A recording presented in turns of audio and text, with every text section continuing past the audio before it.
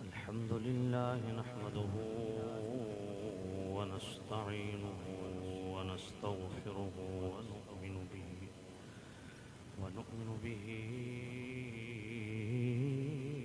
ونتوكل عليه ونعوذ بالله من شرور أنفسنا ومن سيئات أعمالنا من يهده الله فلا مضل له ومن يضلله فلا هادي له ونشهد أن سيدنا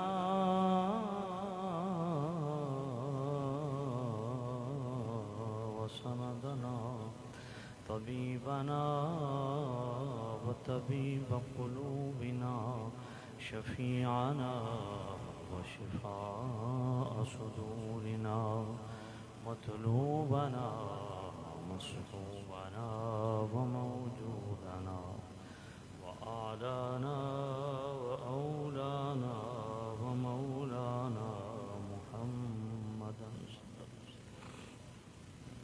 عبده ورسوله أما بعد فأعوذ بالله من الشيطان الرجيم بسم الله الرحمن الرحيم وإذ أخذ الله ميثاق النبيين لما آتيتكم من كتاب وحكمة ثم جاءكم رسول مصدق لما معكم لتؤمنن به ولتنصرنه قال أأقررتم وأخذتم على ذلكم إسري قالوا أقررنا قال فاشهدوا وأنا معكم من الشاهدين فمن تولى بعد ذلك فأولئك هم الفاسقون آمنت بالله صدق الله العلي العظيم صلى الله عليك يا رسول الله وسلم عليك يا حبيب الله محبت سے پڑھ لیں صلی اللہ علیک یا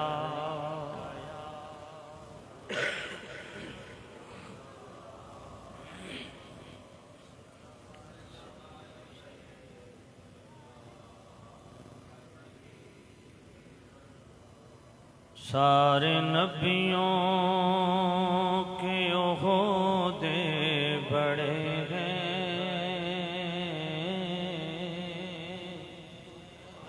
لیکن آقا کا منصب جدا ہے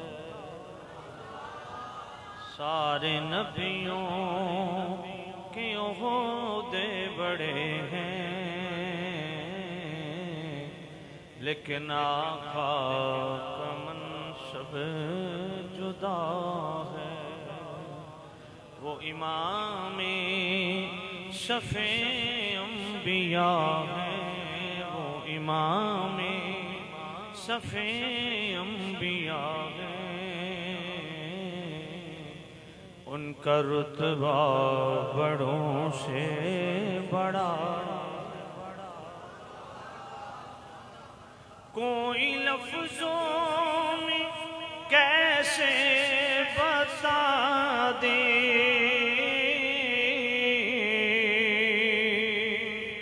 ان کے رتبے کی حد ہے تو کیا کوئی لفظوں میں کیسے بتا دے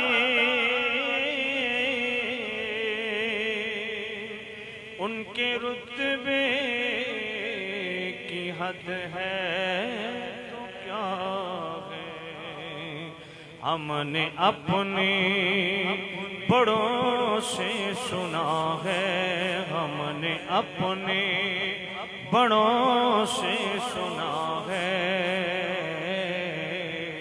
کہ صرف اللہ ان سے بڑا ہم نے اپنے بڑوں سے سنا ہے، ہم نے اپنے کہ صرف اللہ ان سے، وہ جو ایک شہر نور الہدا ہے، جلوہ گاہوں کا ایک سلسلہ ہے، جس کی ہر صبح شمس و ضحیٰ ہے، جس کی ہر شام بدر و دجا ہے۔ نام جنت کا تم نے سنا ہے،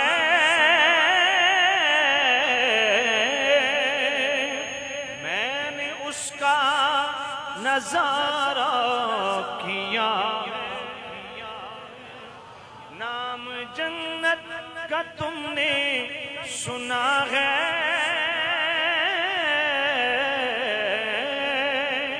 میں نے اس کا نظارہ کیا ہے، میں یہاں سے تمہیں کیا بتا دوں، میں یہاں سے تمہیں کیا بتا دوں، ان کی نگری کی گلیوں میں کیا ہے، یہاں سے میں یہاں سے تمہیں کیا بتا دوں، ان کی نگری کی گلیوں میں کیا ہے، مستقل ان کی چوکھٹی عطا ہو، میرے معبود یہ التجا ہے، کوئی پوچھے تو یہ کہہ سکوں میں، باب جبریل میرا پتہ ہے، کوئی پوچھے تو یہ کہہ سکوں میں، باب جبریل میرا پتہ ہے، سارے نبیوں پڑھے سارے نبیوں کے عہدے بڑے ہیں، لیکن آقا کا منصب، سارے نبیوں کے عہدے بڑے لیکن آقا کا منصب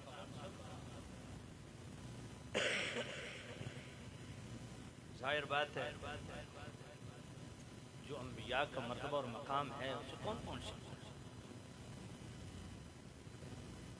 غیر نبی جن کو منصب نبوت حاصل نہ ہو، چاہے وہ صحابہ ہوں، اہل بیت ہوں، صدیق اکبر ہوں، فاروق اعظم ہوں، عثمان غنی ہوں، مولا علی ہوں، غوث ہوں، قطب ہوں، ابدال ہوں، اوتاد اربع ہوں، بدلاء سبع ہوں، نجبا ہوں، شرفا ہوں، عظماء ہوں، کبراء ہوں،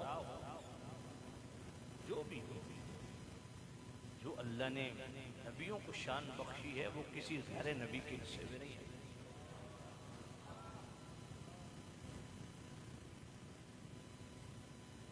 اور پھر معراج کی رات جہاں سارے نبی صف بصف ہو کے ہاتھ باندھ کے پیچھے کھڑے ہوں اور مصطفیٰ کے پیچھے کھڑے ہو کے پھر پیچھے سے امام صاحب کے اللہ اکبر،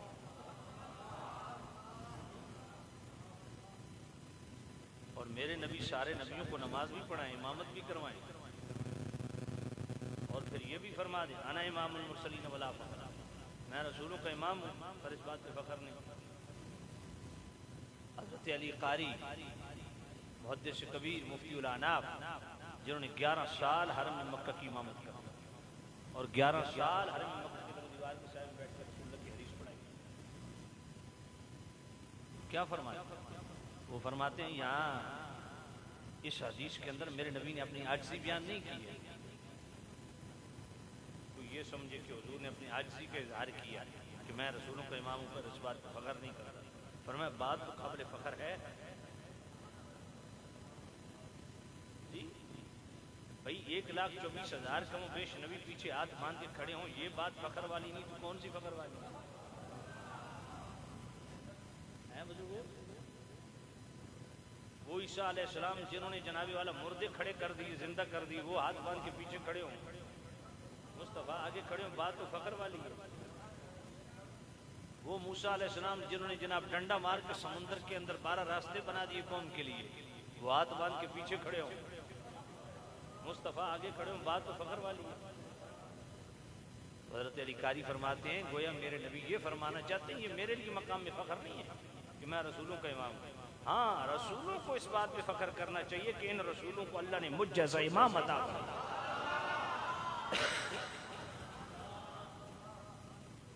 کوئی لفظوں میں کیسے بتا دے ان کے رتبے کی حد ہے تو کیا ہے بھائی. حد کسی کو ملے گی تو پھر بات ہے نا. کوئی لفظوں میں کیسے بتا دے ان کے رتبے کی حد ہے تو کیا ہے بھائی. رتبے کی حد تو وہی بیان کر سکے گا نا جو حد بندی سے واقف ہو. آج تک کسی کو مصطفیٰ کریم کی کسی ایک شان کی بھی کوئی حد ملی ہے؟ حالانکہ ہے حد اللہ کے نزدیک ہے. انسان مصطفیٰ کریم کی عظمت و شان کی حد بندی نہیں کر سکتا. یہ بات ذہن میں رکھیے. میرے کریم نبی نے خود فرمایا کہ میری حقیقت حقی جو ہے اس سے صدیق اکبر بھی واقف، عمر عثمان و علی بھی واقف نہیں. میری جو حقیقت حقی ہے اس سے وہی واقف ہے جس رب نے بنائی.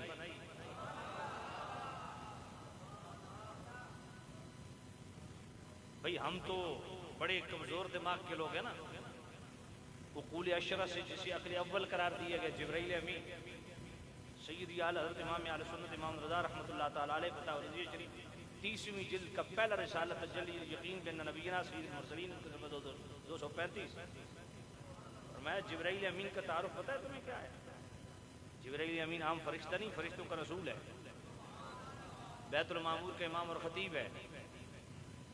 اور جبرائیل امین کا یہ شرف اور خاصہ ہے جو کسی اور کے حصے میں نہیں آیا. پہلی امتوں میں صرف آسمانی کتابوں کے حافظ نبی ہوا کرتے تھے، امتی نہیں. اور اس امت کے جو امتی مصطفیٰ کریم کے جو غلام ہیں امت محمدیہ میں یہ صرف قرآن کے حافظ ہیں، پہلی کتابوں کے نہیں. خدا کی پوری کائنات میں ایک ہی ہستی ہے جبرائیل امین جو قرآن کا بھی حافظ ہے اور پہلی کتابوں کا بھی حافظ ہے. کوئی حضرت آدم کا صحابی ہے، کوئی حضرت ابراہیم کا صحابی ہے، کوئی حضرت اسماعیل کا صحابی ہے، کوئی حضرت موسیٰ عیسیٰ کا صحابی ہے. اور ہم کس کے جناب والا غلام ہیں؟ صدیق اکبر کس کے صحابی ہیں؟ ہم امتی ہیں. امتیوں میں سب سے اعلیٰ صحابہ. تو کیا صحابہ یہ جو مصطفیٰ کریم کے صحابی ہیں یہ کسی اور نبی کے بھی صحابی ہیں جی؟ تو جو دوسرے انبیاء کے صحابی تھے وہ مصطفیٰ کے صحابی ہیں نہیں. لیکن یہ شرف اور یہ خاصہ بھی جبرائیل امین کو حاصل ہے جو 1,24,000 کم و بیش نبیوں کا صحابی تھا اور 600 پروں کا مالک ہے. روح البیان تفسیر البیان پڑھیے. امام اسماعیل حقی فرماتے ہیں میرے نبی نے فرمایا 600 پروں کا مالک ہے جبرائیل. اور ایک پر کتنا بڑا ہے؟ 600 تو ایک سائڈ پہ رکھے نا. ایک پر جبرائیل پھیلائے نا تو پوری کائنات نیچے آ جائے. وہ جبرائیل مصطفیٰ کے سامنے بیٹھا. حضور نے پوچھا جبرائیل تو نے سارے نبیوں کا دیدار کیا ہے، شرف کو دیکھا ہے، ہمارے متعلق کیا خیال ہے؟ یہ سوال بہت کچھ سمجھا دیتا ہے. یہاں اپنی رسالت تو منوانا ہے ہی نہیں نا. جبرائیل بھی جانتا ہے رسول ہے کیونکہ خود وہی لے کے آتا ہے. تو یہاں منوانا کیا چاہتے ہیں؟ 1,24,000 کم و بیش نبیوں کا ذکر کر کے پھر فرمایا ہمارے متعلق کیا خیال ہے؟ دیدار تو نے سب کا کیا ہے، ہمارے متعلق کیا خیال ہے؟ اس لیے میں اکثر اپنے سننے والوں کو یہی عرض کرتا ہوں کمڑیال والے ہو توڑے نال پر میری بہت پرانی یاری ہے. توڑے تو کتنی بار آ کے بیٹھے کسی کے ساتھ بھی یاری دوستی سنگت رشتہ داری کرنی ہو نا، پہلے اس سے پوچھ لیا کرو کہ میرے مصطفیٰ کے بارے میں کیا کیا ہے۔ یاری دوستی سنگت رشتہ داری تعلق داری جب بھی کسی سے رکھو، مصطفیٰ کو بیچ میں رکھو۔ جس سنی کو یا رسول اللہ کہے بغیر گزارا نہیں ہوتا، وہ اس سے یاریاں کیسے رکھتا ہے جو یا رسول اللہ سن نہیں سکتا۔ اور پھر جن کو مصطفیٰ نے ہمیشہ ساتھ رکھا، حضور کے یاروں کے ساتھ جو یاری نہ رکھ سکے، تم ان کے ساتھ رشتہ داری رکھو تو پتہ نہیں کس طرح کا ایمان ہے۔ بات سمجھے؟ دوستو، جبرائیل امین سے یہ سوال پوچھنا بڑے بڑے مسئلے حل کر دیتا ہے، اس لیے میں آگے چلتا ہوں، کہیں اسی پہ سارا وقت نہ گزر جائے۔ حضور نے فرمایا جبرائیل تو نے سارے نبی دیکھے ہیں، دیدار کی، ہمارے متعلق کیا خیال ہے؟ جبرائیل امین نے کیا عرض کیا؟ قلبت الارض مشارقھا ومغاربھا، یہ نہیں کہا آپ پیغام رساں ہیں، میسنجر ہیں، بس اللہ کا پیغام پہنچانے آگے چلے جائیں گے بس۔ سمجھ آئیے؟ اب مودودی کی فکر ہے نا کہ مصطفیٰ کریم تو ایک جو ہے وہ کیا کہتے ہیں ڈاکی ہے، بس پیغام پہنچانے ہیں چلے گئے ہیں۔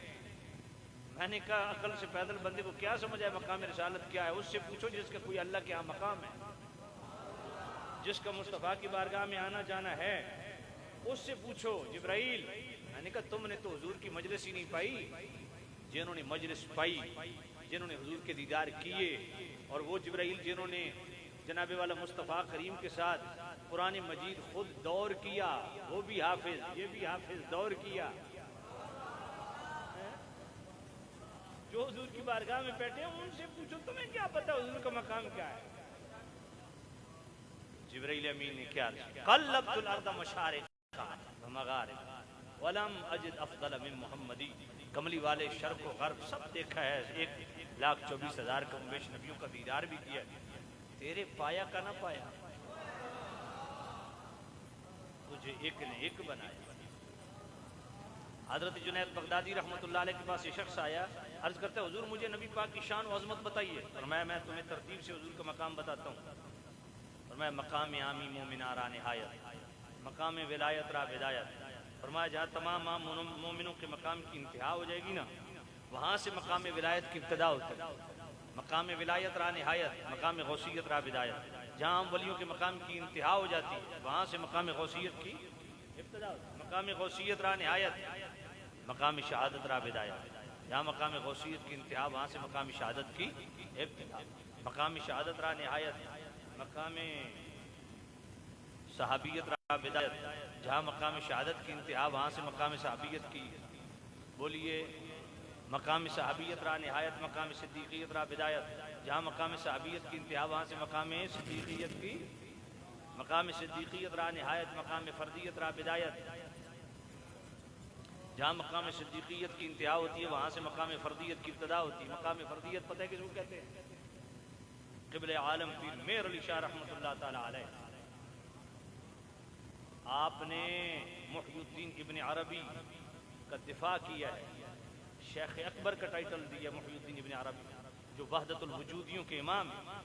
قبل عالم میر علی شاہ رحمۃ اللہ علیہ سے پوچھو کہ محی الدین ابن عربی کون ہے، جن کا خود دفاع پیر میر علی شاہ رحمۃ اللہ علیہ ان کی عبارتوں کا کرتے رہے۔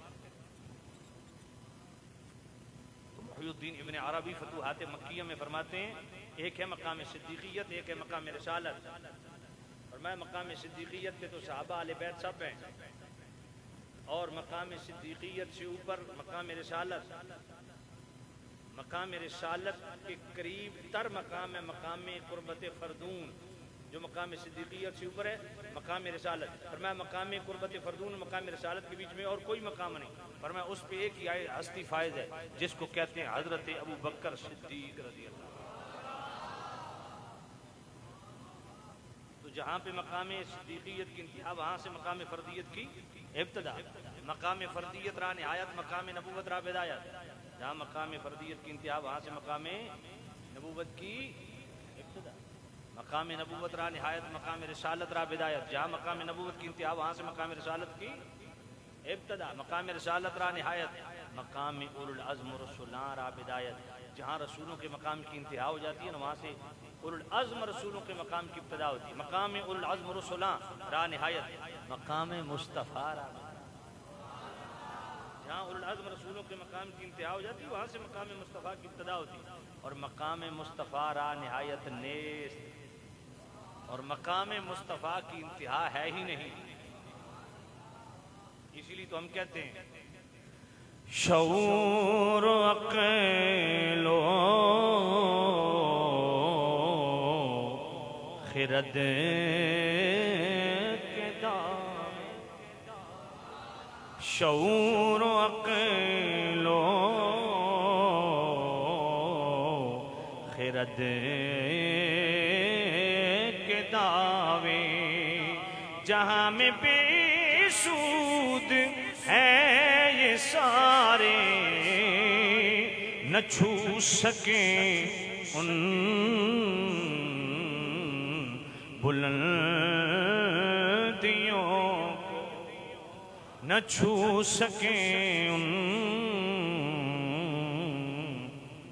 بلندیوں کو، جہاں مقام محمدی ہے، بشیر کہیے نذیر کہیے، ان سراج منیر کہیے، جو سر بسر ہے کلام میرا، جو سر بسر ہے کلام میرا بھی، وہ میرے آقا کی زندگی ہے، بسر کلام میرا آیا۔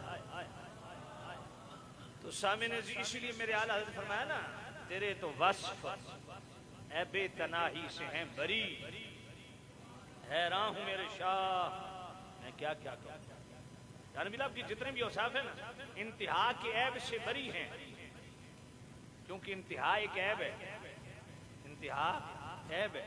کیسے انتہا عیب کیسے؟ کیونکہ جستجو ختم ہو جاتی ہے۔ مثال کی طرف میں کہوں یار یہ کتنے منزلہ مسجد ہے، آپ کہیں گے جناب ایک، میں نے کہا نہیں دوبارہ دیکھو، کہیں گے یہ ہماری مسجد ہے ہم نے خود بنائی ہے، میں نے کہا نہیں دوبارہ دیکھو، آپ دیکھیں گے نہیں دیکھیں گے، کیونکہ آپ کو تسلی ہے بھئی ایک ہی منزل ہے۔ میں زیادہ فورس کروں گا تو چلو آپ کہیں گے جناب ایک عالم دین کہہ رہے ہیں تو حکم مانتے ہو آپ دوبارہ کر دیکھ لیں گے، تیسری بار نہیں دیکھیں گے۔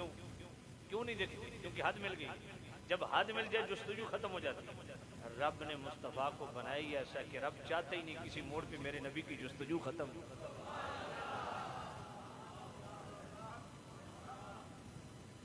اب یہاں کافی بزرگ بیٹھے ہیں ماشاءاللہ، یہ بزرگ سفید داڑھی والے بیٹھے ہیں، وہ بزرگ بیٹھے ہیں، یہ بزرگ بیٹھے ہیں، وہ بزرگ بیٹھے ہیں، یہ بزرگ بیٹھے ہیں۔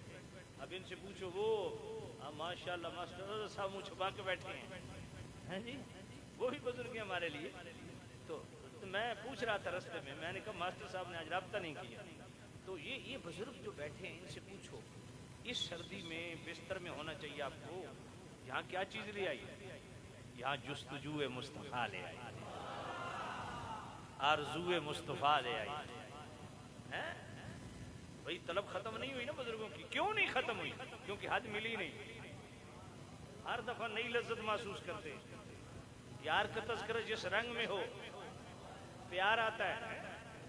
اللہ تیرے تو وصف عیب تناہی سے ہیں بری، حیران ہوں میرے شاہ کیا کیا زندگیاں ختم ہوئیں قلم ٹوٹ، تیرے اوصاف کا ایک باب پورا نہ ہو، لفظوں کے چکروں سے باہر آئے، لفظوں میں شان رسالت نہیں سمجھ سکتے۔ ہاں لفظ موجود ہیں اور لفظوں کی احتیاجی بھی ہے، کیونکہ عقل عیار ہے، 100 بیس بدل لیتی ہے۔ تو یہ جو جتنے ٹائٹلز ہیں نا ہمارے ہاں معروف، علم غیب کی صورت میں شان رسالت، نورانیت مصطفیٰ میں شان رسالت، اختیارات رسول کے ٹائٹل سے شان رسالت، حیات النبی کے ٹائٹل سے شان رسالت، میلاد مصطفیٰ کے ٹائٹل سے شان رسالت، معراج مصطفیٰ کے ٹائٹل سے شان رسالت، یہ جتنے بھی ٹائٹلز ہیں نا، یہ میں سچی بات عرض کروں، یہ صرف عقل کو مطمئن کرنے کے لیے ہیں۔ شان رسالت جس سے وراء الورا ہے، اور حقیقت کیا ہے سنا دوں؟ حاضر و ناظر و نور و بشر و غیب کمان، حاضر و ناظر و نور و بشر و غیب کو مان، حاضر و ناظر و نور و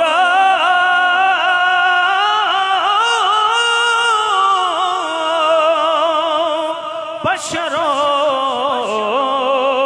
غیب کو مان،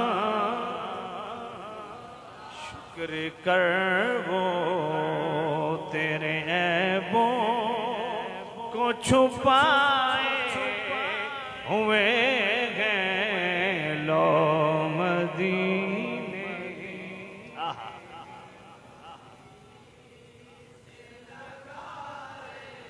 مل کے پڑھ لیں، لو مدینے کی تجلی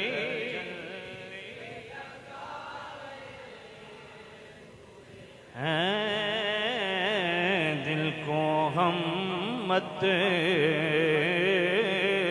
لائے انوار، قبر کی نیند سے اٹھنا کوئی آسان نہ تھا، ہم تو محشر میں انہیں دیکھنے، یار مل کے پڑھ لیں، لو مدینے کی تجلی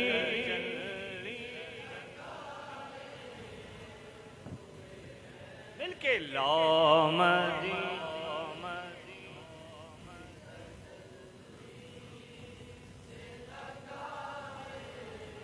حاضر و ناظر و نور و بشر و غیب کو مان، کیونکہ یہ قرآنی ٹائٹلز ہیں،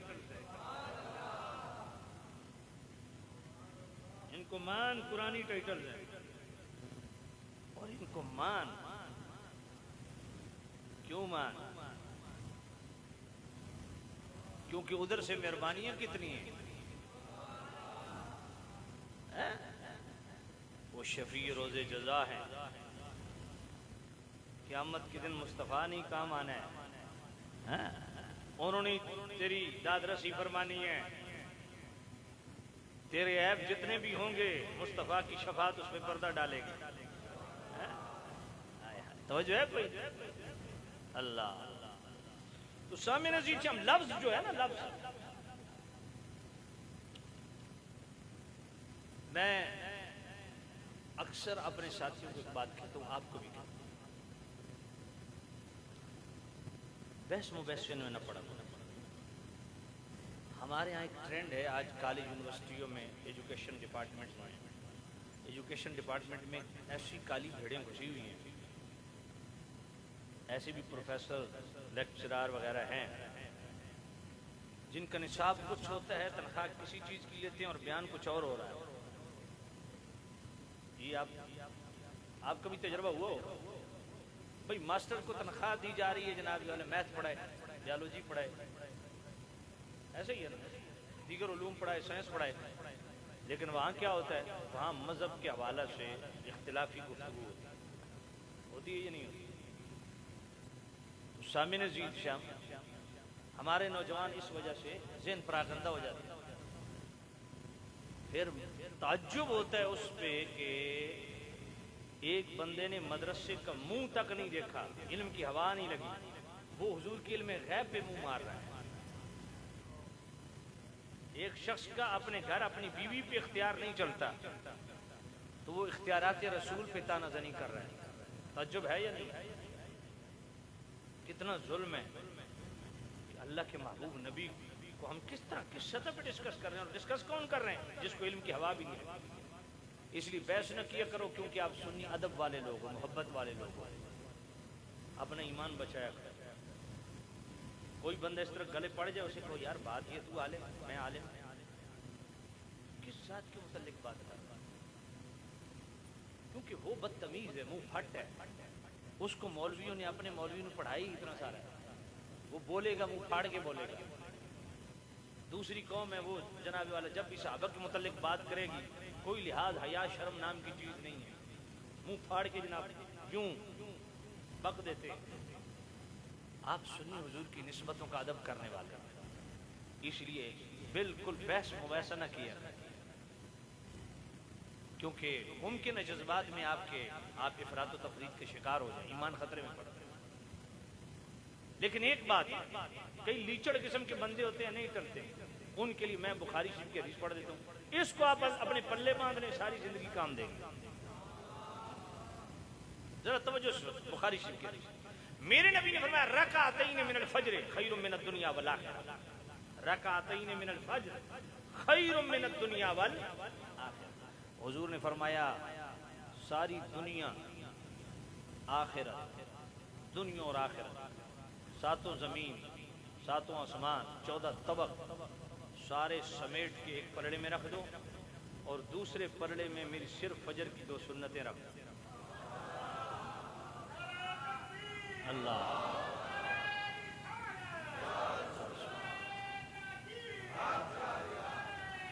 یار اب اندازہ کریں اتنی بڑی حدیث. میں کہتا ہوں مصطفیٰ کریم نے جیسے کہتے ہیں سمندر کوزے میں بند کر دیا, اس سے بڑے بھی کوئی لفظ ہو تو جچتے ہیں. رکعتین من الفجر خیر من الدنیا والآخرہ. میرے نبی نے فرمایا ساری کائنات دنیا اور آخرت, دنیا صرف کمڑیال کی نہیں ہے, صرف دنیا یہ پاکستان نہیں ہے, یہ صرف زمین دنیا نہیں ہے. اس فضا کے اندر اللہ نے ہزاروں ایسی کہکشاں سجا رکھی ہیں جو اس دنیا سے ہزاروں گنا بڑی ہیں. ماسٹر صاحب کا سبجیکٹ ہے وہ اسکول پڑھاتے رہے ہیں, جو جناب والا تھوڑی بہت جن کو سائنس کی سمجھ ہے وہ جانتے ہیں کہکشاں کے متعلق. ذرا پڑھو کہ اس فضا کے اندر اللہ نے کتنی کہکشاں سجا رکھی, اور ایک کہکشاں ایسی ہے جو زمین سے ہزاروں گنا بڑی ہے. زمین بہت چھوٹی ہے, بات سمجھ آئی کہ نہیں ہے؟ تو یہ ساری دنیا ہے. آپ نہیں تھے تب بھی دنیا تھی, نہیں ہوں گے تب بھی دنیا ہوگی. آدم علیہ السلام بھی ابھی تشریف نہیں لائے تھے, اس وقت بھی دنیا تھی. تو خدا کی دنیا کتنی وسیع ہے, تو پیمانہ بنا ہے کہ اس کو ناپ تول کر سکے, اس کی پیمائش کر سکے. اور پھر آخرت تو آخرت ہے. میرے نبی نے فرمایا ساری دنیا آخرت سب کچھ سمیٹ کے ایک پلڑے میں رکھو اور دوسرے پلڑے میں میری صرف فجر کی 2 سنتیں رکھو. 2011 میں یو اے ای گیا, 36 خطابات وہاں میں نے کیے. ابو ظبی سے خطاب کر کے میں شارجہ کی طرف آ رہا تھا, مجھے ساتھیوں نے کہا کہ جی 2 بڑے خوبصورت ہوٹل ہیں, اگر آپ ان کو وزٹ کرنا چاہیں, اجمیرہ اور برج العرب, دونوں سمندر کے اندر ہیں. برج العرب جو ہے وہ بالکل سمندر کے اندر ہے, اجمیرہ سمندر کی باؤنڈری پہ. برج العرب میں نے دیکھا اس وقت 2011 کی بات کر رہا ہوں, اس کی ہوٹل کی انٹری کے 200 ریال تھے صرف انٹری کے. اور جب میں نے برج العرب دیکھ کے آ کے بیٹھا نا تو میں ششدر رہ گیا, آنکھیں چندے آ گئی. مجھے ساتھی پوچھتے ہیں جی کیسا لگا ہوٹل, میں نے کہا میرے منہ زبان نکل گئی, میں نے کہا واہ میرے اللہ تیری جنت. کہا جی یہاں جنت کیسے, یاد آ گئی. میں نے کہا یار انسان کا بنایا ہوا ہوٹل اگر اتنا خوبصورت تو رب کی سجائی ہوئی جنت کتنی حسین ہے. ہمارے نعت خان تو ایسے منہ پھاڑ کے بول دیتے ہیں نا, جس جنت تو مان کرینو اس جنت مول نہ وڑسو. تو میں کہا پترو کتنے وڑسو, پوچھو نا بھئی یہ عوام کے سامنے یہ شعر پڑھ دے پہ ہو. جنت وہ نعمت ہے جس کی تمنا نبیوں نے کی ہے, جس کی دعائیں نبیوں نے کی ہیں, اور نبیوں نے اپنی امتیوں کو یہ سبق پڑھایا کہ جنت کی طلب کیا. آخر جی فلاں بزرگ کا کلام ہے. میں کیا بات وہ یہ جڑے میاں بخش صاحب رحمۃ اللہ فرمایا نا کہ خاصاں دی گل آما اگے نہیں مناسب کرنی. گل سمجھے؟ میں کیا اب کس طور میں یہ بات کر رہے ہیں کہ جب لوگوں کے عقائد میں بھی جناب والا خرابیاں پیدا ہو گئی ہیں, بد عملی بھی انتہا پہ ہو چکی ہے, آپ اس ماحول میں یہ بات کر رہے ہیں. میں نے کہا اس جنت کو بھی سمیٹ کے اسی پلڑے میں رکھ دیں. عرش و کرسی لوح و قلم اس کا تعلق آخرت سے, اس کو بھی لپیٹ کے اسی پلڑے میں رکھ دیں. اور دوسرے پلڑے میں میرے نبی کی صرف فجر کی 2 سنت. جتنے کوئی علوم تمہیں مل سکتے ہیں, جس کو تم اختیارات کا نام دے سکتے ہو, کسی بھی ٹائٹل سے کوئی کمال جس کو تم شمار کر سکو, اسی پلڑے میں رکھ. دوسری پلڑے میں صرف فجر کی 2 سنت. میرے نبی کی فجر کی 2 سنت خدا کی پوری کائنات میں بھاری. ایک بات کہتا ہوں, ناراض نہ ہونا, اپنے ایمان سے بتاؤ کتنا بد نصیب اور بدبخت انسان وہ ہے جو فجر کی اذان ہو اور سویا رہے اور نماز نہ پڑھ سکے. جس خیر کو ڈھونڈنے کے لیے تم دکان کھولتے ہو نا, اس کو خیر کا نام دیتے ہو, اپنی جاب کو خیر کا نام دیتے ہو, اپنے کاروبار کو خیر کا نام دیتے ہو. میں نے کہا یہ بہت قلیل چیز ہے, مکھی پر کی حیثیت نہیں ہے. لیکن آؤ, جو بندہ چاہے میں صبح اٹھوں تو کائنات کی ساری سعادتیں میری جھولی میں ہوں, دنیا اور آخرت کی ہر خیر میری جھولی میں ہو, وہ مسجد میں آ کے 2 رکعت سنت پڑھ لیں. بات سمجھ نہیں ہے آپ؟ فجر کی نماز پڑھ کے فخر کرے کہ الحمدللہ میں نے دنیا اور آخرت کی ساری سعادتیں اکٹھی کر لی. اپنے ایمان سے بتاؤ میزان لگے گا قیامت کے دن کے نہیں؟ اس پہ وزن ہوگا نہیں؟ ہوگا نا. اور روزانہ تم فجر کی نماز پڑھو, 2 سنتیں بھی آ جائیں, اور وہ 2 سنتیں ساری زندگی پڑھتے بھی رہو, جب وہ میزان میں تلیں, وہ دنیا اور آخرت سے 2 سنتیں بھاری ہوں, تو وزن کہاں نکلے گا؟ یہ میرے نبی کی فجر کی 2 سنتیں ہیں. میں نے ابھی حضور کی نماز تہجد کی شان بیان نہیں کی ہے, حضور کے اوابین کی نفل ان کی شان کیا ہے وہ بیان نہیں کی ہے, حضور کی نماز اشراق کی شان کیا ہے وہ بیان نہیں, حضور کے فرائض کی شان کیا ہے, جہاد کی شان کیا ہے, حضور کا کمال علمی, کمال عملی, اختیارات, محامد و محاسن و خصائص و فضائل, ان کا تو شمار ہی نہیں. میرے نبی کی صرف فجر کی 2 سنتیں. اب یہاں چونکہ چنانچہ ویسے ہی دم توڑ دیتا ہے, لفظ ختم ہو جاتے ہیں. میں نے کہا فجر کی 2 سنتوں میں تو پھر بھی 4 سجدے ہیں بھائی. کتنے سجدے ہیں؟ میرے نبی کے قیامت کا ایک سجدہ کیا کرے گا؟ کبھی غور فرمائے. جب جناب سوا نیزے پہ سورج ہوگا, تانبے کی زمین ہوگی, خدا اور غضب اور جلال اپنے انتہا پہ ہوگا, اب اس وقت سارے اکٹھے ہو کے, کوئی وہابی ہے, شیعہ ہے, دیوبندی ہے, سنی ہے, کوئی بھی ہے, سب اکٹھے ہو کے, پہلی امتیں, یہ امت, سارے مل کے سب سے پہلے حضرت آدم کے پاس جائیں گے. اے آدم, آپ اللہ کی بارگاہ میں عرض کریں, ہماری سفارش کریں. کیوں؟ میں نے کہا وہاں وَنَحْنُ أَقْرَبُ إِلَيْهِ مِنْ حَبْلِ الْوَرِيدِ بھول گیا, وہاں اللہ شارک سے زیادہ قریب نہیں ہے, وہاں یا اللہ مدد بھول گیا ہے. کوئی سمجھ کوئی نہیں آئی. میں نے کہا اللہ نہیں سنتا, سنتا ہے. تو میں نے کہا سناؤ نا. تو انو گل کو پلے پئیے کہ نہیں؟ میں نے کہا شرک کی عجیب ڈیفینیشن تم نے کی ہے بھائی. شرک دنیا میں ہو تب بھی شرک ہے, آخرت میں ہو تب بھی شرک ہے. بھائی اللہ کو چھوڑ کے نبیوں کے پاس جانے کا مقصد کیا ہے؟ چھوڑا تو نہیں ہے نا, لیکن یار لوگ تمہارے پڑوسی جس طرح توحید بیان کرتے ہیں وہ اسی طرح کی بیان کرتے ہیں کہ جی اللہ تو شارک سے زیادہ قریب ہے, نبیوں کو بیچ میں رکھنے کی کیا ضرورت ہے. میں نے کہا ٹھیک ہے جی, تو قیامت کے دن اللہ تو اور بھی نیڑے, وہ تو شارک پھٹن دے آئی کھلوتی ہے. اب نبیوں کے دربار پہ اور ایک نبی نہیں, آدم علیہ السلام, شیس علیہ السلام, نوح علیہ السلام, سارے نبیوں کے دربار. اور وہ قیامت کا دن ایسا غضبناک دن ہوگا, کسی نبی کو بھی جرت نہیں کہ رب کی بارگاہ میں بات کرے. ہر نبی کہے گا اذهبوا الى غیری, کسی اور کے پاس جاؤ. جہاں نبیوں کو بھی مجال نہیں کہ آج اللہ سے بات کریں. بات سمجھ نہیں آئی ہے؟ میں نے کہا اللہ تو 70 ماؤں سے بڑھ کے پیار کرتا ہے نا، عرض کرو نا، گل سمجھ پلے پی ہے کوئی نہیں؟ میں کہوں یا اللہ مدد بھول گیا؟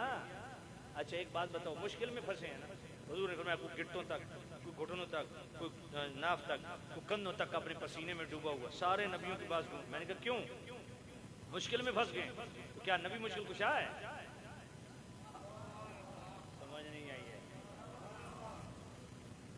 او بھائی نبیوں کے پاس کیا عقیدہ لے کے جا رہے ہو؟ نبیوں کو مشکل کشا سمجھتے ہو؟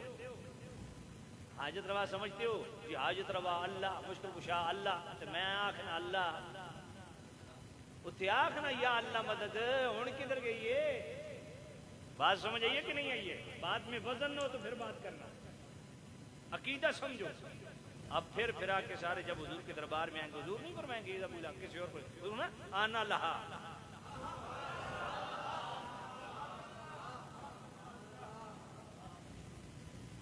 اب مجھے بتاؤ کہ یہ مصطفیٰ کو بیچ میں کیوں رکھا جا رہا ہے؟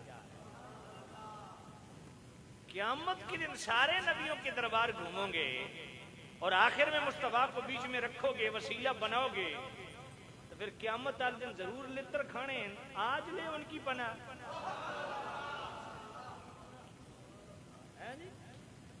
آج لے ان کی پناہ، آج مدد مانگ، آج لے ان کی پناہ، آج مدد مانگ ان سے، آج لے ان کی پناہ، آج مدد مانگ ان سے، پھر نہ مانیں گے قیامت میں اگر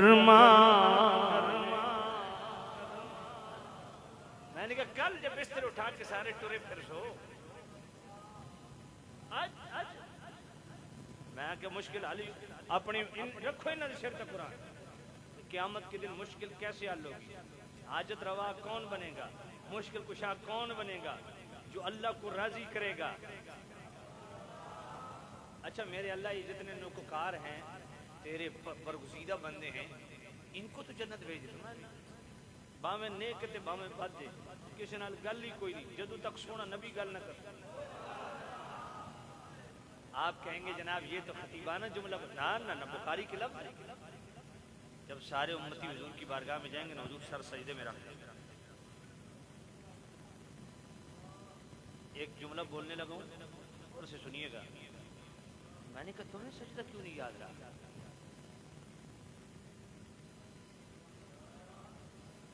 تم سجدہ کر رہو نا قیامت کے دن، ماسٹر صاحب بات ہے نا، سجدہ کرو اللہ خدا، قیامت کے دن سجدہ کرو، لونا نہیں تو اڈا وہی سجدہ جڑا اتنے گیا ختم ہو گیا۔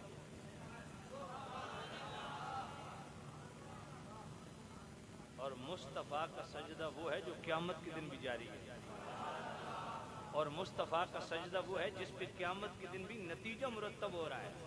بات سمجھ نہیں ہے آپ کو؟ باقاعدہ نتیجہ مرتب ہو رہا ہے، اللہ کا غضب اور جلال رحمت میں بدل رہا ہے۔ حضور کا صرف ایک سجدہ۔ اچھا مجھے ایک بات بتا، دیانتداری، اللہ نے پتا نا بھی یہ جنتی یہ جنمی پتا، تو پھر جنت جنت جنت جنت جنت بھیجنا بھیج چھوڑے، جنت جہنم بھیجنا، یہ پیڑ لاون کی کیڑی لوڑ ہے؟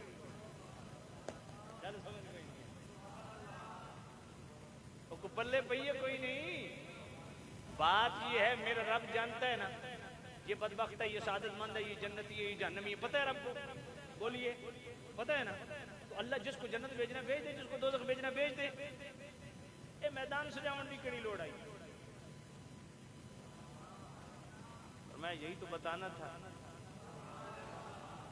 وہ علامہ عاطف صاحب وہ شعر کیسے ہے؟ صفی و نجی، کلیم و نجی، مسیح و صفی، خلیل و رضی، رسول و نبی، نہیں آگے کیا ہے؟ عتیق و وسیع، نہیں وہ شعر کس طرح اعلیٰ کسی وہ کس طرح شعر ہے یار حضرت آپ نے بول دیا کوئی کسی کی وہ کس طرح حضرت فرماتے ہیں کہیں سے جی کہیں نہ بنی ہاں سبھی سے کہیں نہ بنی آگے توجہ ہے کوئی نہیں تو یہ وہ مجھے اچانک وہ یاد آ گیا بڑا کمال کا شعر اعلیٰ حضرت سارے گئے سب نبی خلیل کے پاس بھی گئے مسیح کے پاس بھی گئے کلیم کے پاس بھی کہیں نہ بنی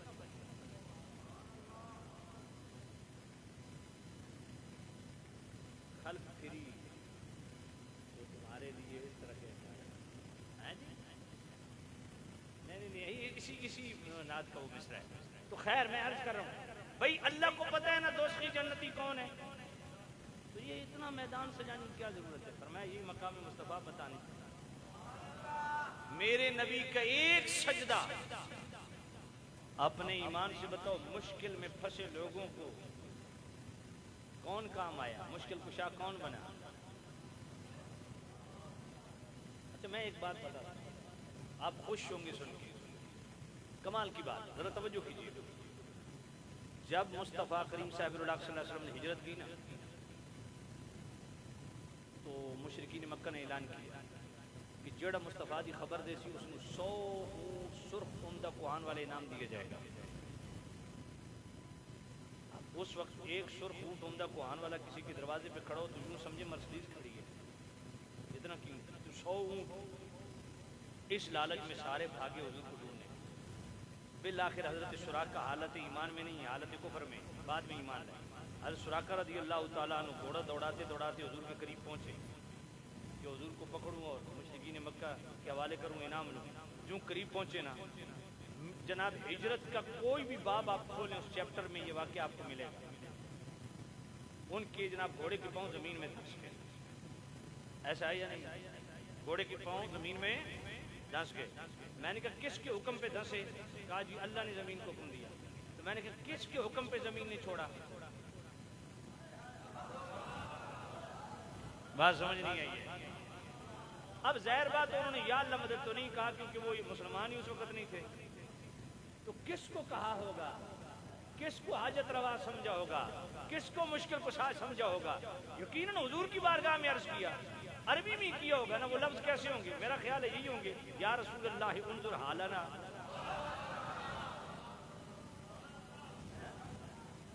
اچھا مصطفیٰ کریم کے حکم پہ زمین نے گھوڑے کو چھوڑ دیا کہ نہیں چھوڑا نا ہوں پکڑا خدا دا تے چھوڑائے محمد ہوں ساڈا نات خان شیر پڑے تو مطلب اس کو پوچھو ساڈے کو پوچھو نا اللہ کے حکم پہ زمین نے پکڑا مصطفیٰ کے حکم پہ زمین نے چھوڑا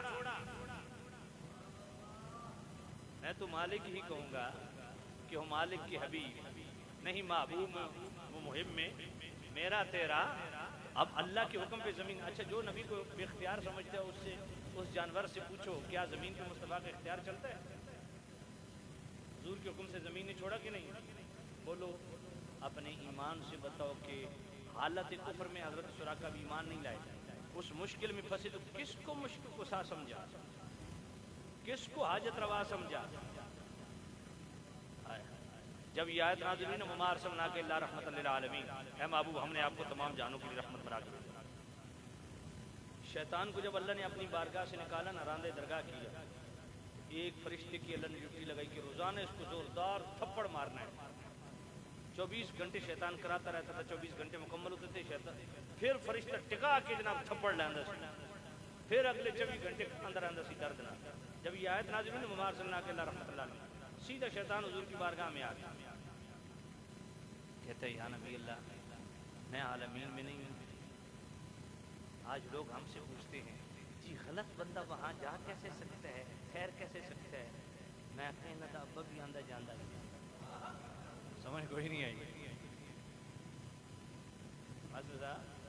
شیطان بھی حضور کی بارگاہ میں گیا کہتا ہے یا نبی اللہ میں عالمین میں نہیں حضور نے یہ نہیں فرمایا ہاں تو عالمین میں اگلی گل کر نہیں حضور نے فرمایا جا آج کے بعد تمہیں تھپڑ نہیں لگے گا کمڑیال والوں جملہ میں بولنے لگا ہوں جن کا ایمان سلامت ہے ایسی سلامتی والی سبحان اللہ کہیں کہ روح راضی ہو جائے. میں نے کہا شیطان مصطفیٰ کو مشکل کشا سمجھ کے حاجت روا سمجھ کے حضور کی بارگاہ میں چلا جائے اس کی حاجت پوری ہو جاتی ہے شیطان کی, اور مسلمان مصطفیٰ کو حاجت روا سمجھ کے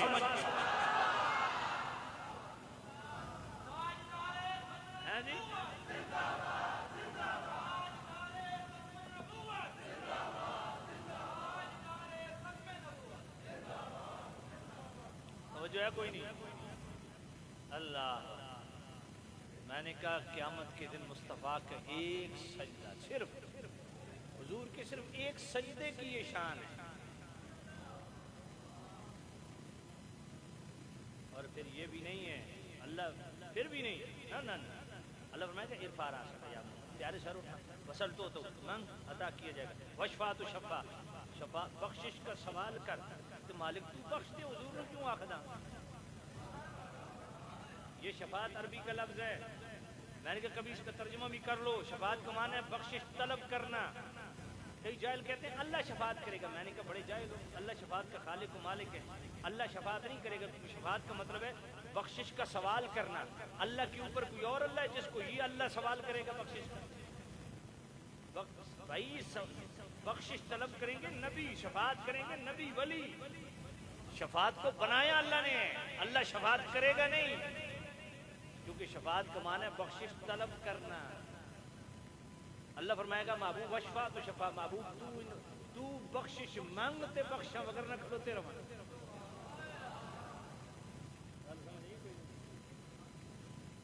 میں بطور چیلنج یہ بات کہتا ہوں جس کو بہت ناز ہو اپنے علم پہ, اپنی تبلیغ پہ, اپنے زہد و تقوی پہ, جس کے دامن میں گناہ کا دھبا کروڑ میں درجے کبھی بنا ہونا, اتنا پاک اور صاف, وہ مصطفیٰ کو بیچ سے نکال کے جنت کا دروازہ کھلوا لے. تو انہوں گال سمجھ کوئی نہیں ہے, سمجھ آئیے, نیک ہو بد ہو کوئی بھی ہو, جب تک مصطفیٰ کو بیچ میں نہیں رکھو گے جنت کا دروازہ بھی نہیں کھلے. اور مصطفیٰ کا ایک سجدہ میدان حشر کا نقشہ ہی بدل دے گا.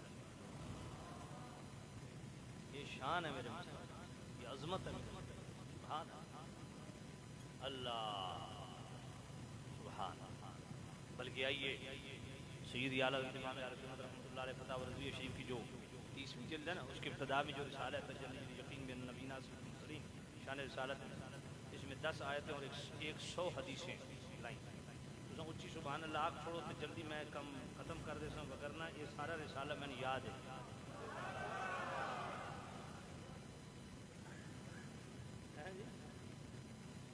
ہاں یہ گل سوچ لو, جی جلدی جان چھڑاونی ہے تو کھچ کے سبحان اللہ, نہیں تو پھر پوری جناب والا کتاب پوری میں پڑھ دینی.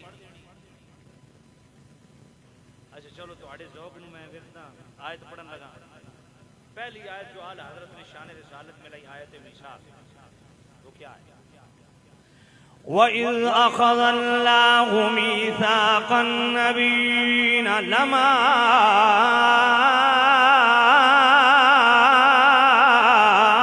آتَيْتُكُم مِّنَ كِتَابٍ وَحِكْمَةٍ ثُمَّ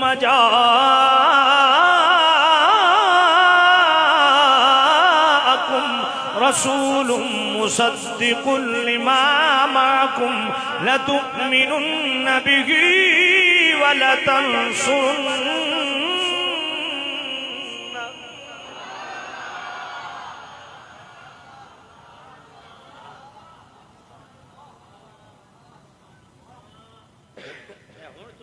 تھوڑے جی جاگے ہو, اچھا پورے نہ ہو جاگے, میں پھر آیت پڑھ رہا.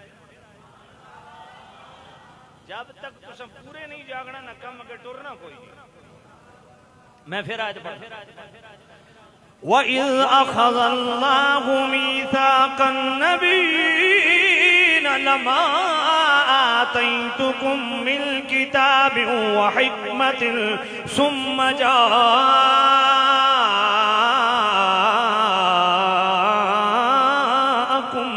رسول مصدق لما معكم لتؤمنن به ولتنصرن.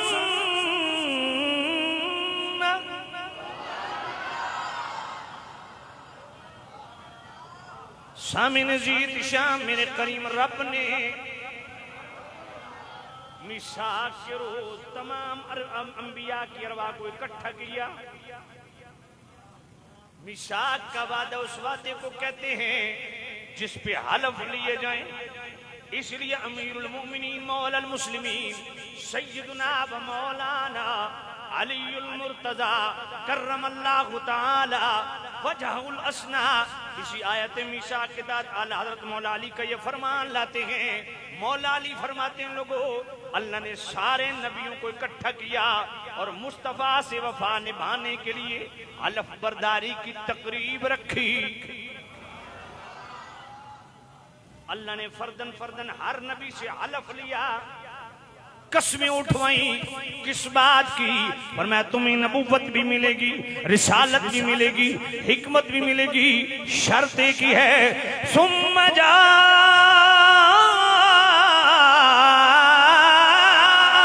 رسول مصدق لما معکم لتؤمنن به ولتنصرن.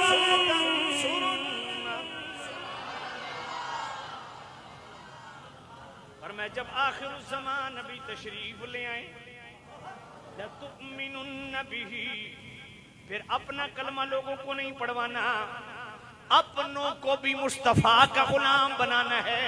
لَتُؤْمِنُنَّ بِهِ, ضرور بالضرور مصطفیٰ پہ ایمان لانا.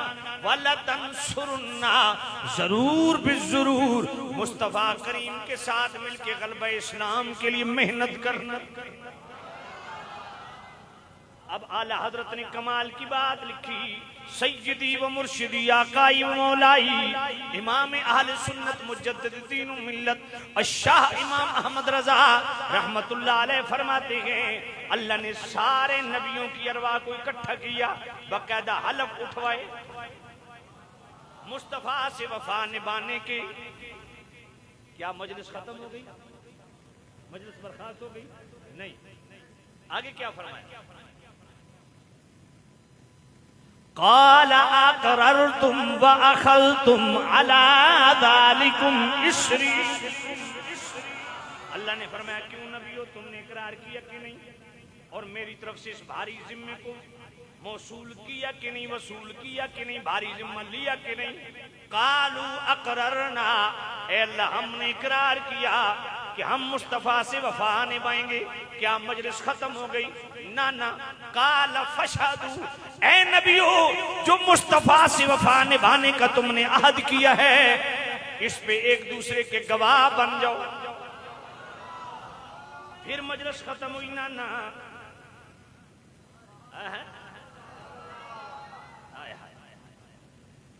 فرمایا میں بھی گواہوں میں شامل. فمن شاہد ذالک من, فرمایا میں بھی گواہوں میں ہوں. اب اعلیٰ حضرت فرماتے ہیں قرآن مجید میں اتنا نازک مقام کہیں بھی نہیں ہے. بڑے سے بڑا فلسفی لے آؤ, قادر الکلام لے آؤ, بڑا علامہ فہامہ لے آؤ, محقق ہو, جناب والا محدث و مفسر ہو, مورخ و نقاد, جو مرضی لے آؤ, یہاں پہ آ کے بس ہو جاتی ہے, لفظ ساتھ چھوڑ دیتے. کیسے؟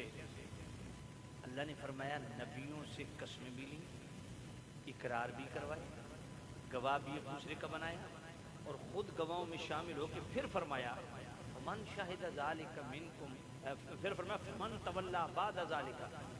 نبیوں یہ بات یاد رکھنا, اس کے بعد جو مصطفیٰ سے وفا نبھانے کا جو تم نے عہد کیا جو پھرے گا,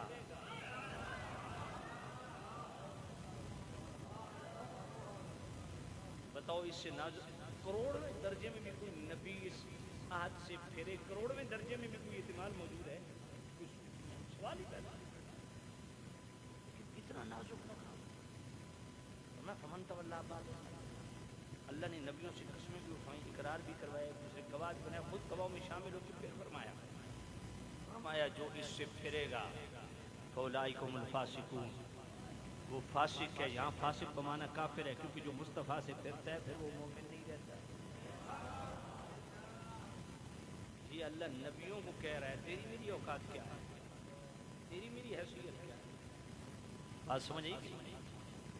اللہ پھر اعلیٰ حضرت جامع الترمذی کی حدیث ساتھ لائے، کتاب المناقب، باب ما جاء فی فضل النبی، صفحہ 679، متى وجبت لكم النبوہ۔ حضرت ابو ہریرہ عرض کرتے ہیں یا نبی اللہ آپ کب کے نبی ہیں؟ قال آدم بین الروح والجسد، فرمایا آدم علیہ السلام ابھی تخلیق کے مراحل میں تھے، میں اس وقت بھی اللہ کے ہاں منصب نبوت پہ فائز تھا۔ اعلیٰ فرماتے ہیں حدیث اپنے معنی حقیقی بھی ہے، جس کا یہ مطلب ہے کہ مصطفیٰ صرف اس امت کے نبی نہیں ہیں، اس امت کے بھی نبی ہیں، ہر نبی کے بھی نبی ہیں، ہر نبی کے ہر امتی کے بھی نبی ہیں۔ فرمایا آیت میثاق سے پتہ چلتا ہے مصطفیٰ اصل الاصول ہیں، اللہ کے رسول ہیں، اصل الاصول ہیں، جو نسبت امتیوں کو انبیاء و رسول سے ہے، انبیاء و رسول کو وہ نسبت سید الکل سے ہے۔ فرمایا امتیوں کو حکم ہوتا ہے نبیوں کے غلام بن جاؤ، نبیوں کو حکم ہوتا ہے مصطفیٰ کے گرویدہ بن جاؤ۔ اعلیٰ حضرت فرماتے ہیں یاد رکھو ہر نبی طفیلی ہے، مقصود اصلی ذات مصطفیٰ ہے۔ اور پھر اسی آیت میثاق کو سامنے رکھ کے امام تقی الدین سبکی رحمۃ اللہ علیہ نے ایک کتاب لکھی التعظیم والمنہ فی لتؤمنن بہ ولتنصرن، اور اسی کتاب کو پڑھ کے اعلیٰ حضرت نے ایک کلام لکھا، دل کر رہے آپ کو سنا دوں، وہ کون سا کلام ہے؟ سب سے اولا وہ اعلیٰ ہمارا نبی، سب سے نبی، سب سے بالا وہ والا، اپنے مولا کا پیارا ہمارا نبی، دونوں عالم کا دولا ہمارا نبی، سب سے اولا وہ خلق سے اولیاء، اولیاء سے رسول، خلق سے اولیاء، اولیاء سے رسول، خلق سے اولیاء، اولیاء سے رسول، خلق سے اولیاء، خلق سے اولیاء، اولیاء سے رسول، خلق سے اولیاء، اولیاء سے رسول، اور رسولوں سے اعلیٰ ہمارا نبی، سب سے اولا وہ اعلیٰ ہمارا نبی، سب سے بالا وہ کیا خبر کتنے تارے کھلے چھپ گئے، کیا خبر کتنے تارے کھلے چھپ گئے، کیا خبر کتنے تارے کھلے چھپ گئے، کیا خبر کتنے تارے، کیا خبر کتنے تارے کھلے چھپ گئے، کیا خبر کتنے تارے کھلے چھپ گئے، پر نہ ڈوبے نہ ڈوبے ہمارا نبی، سب سے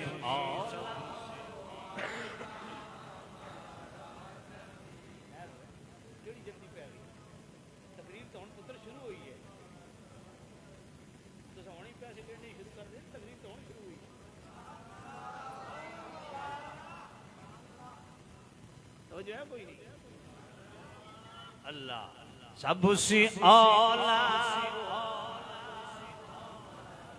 نبی، سب سے بالا وہ غمزدوں کو رضا مجھتا دیجے کہ ہے، غمزدوں کو رضا، غمزدوں کو رضا مجھتا دیجے کہ ہے، غمزدوں کو رضا مجھتا دیجے کہ ہے، بے کسوں کا سہارا ہمارا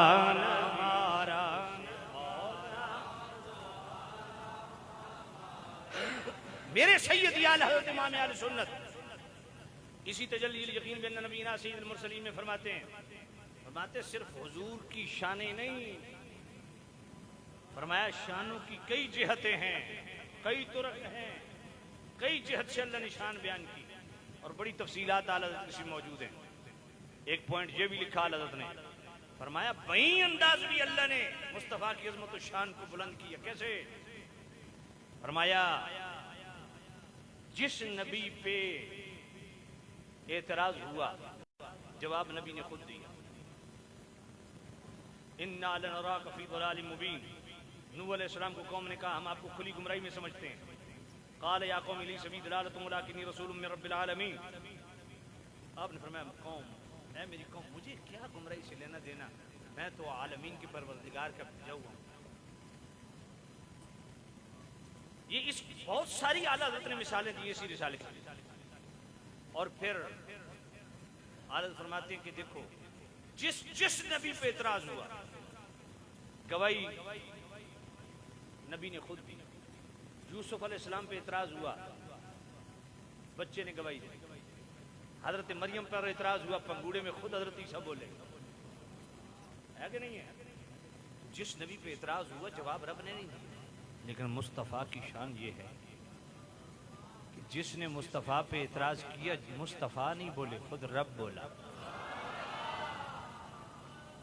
جب میرے نبی کے شہزادے حضرت ابراہیم، حضور کے 3 بیٹے تھے، حضرت قاسم، حضرت عبداللہ، حضرت ابراہیم، جب آخری بیٹے حضرت ابراہیم جب آپ فوت ہوئے رضی اللہ تعالیٰ عنہ تو آس بن وائل نے آپ کو نسل بریدہ کہا کہ آپ کی نسل ختم ہوگی۔ اللہ نے اِنَّا أَعْطَيْنَاكَ الْكَوْثَرَ جواب رب نے خود دیا۔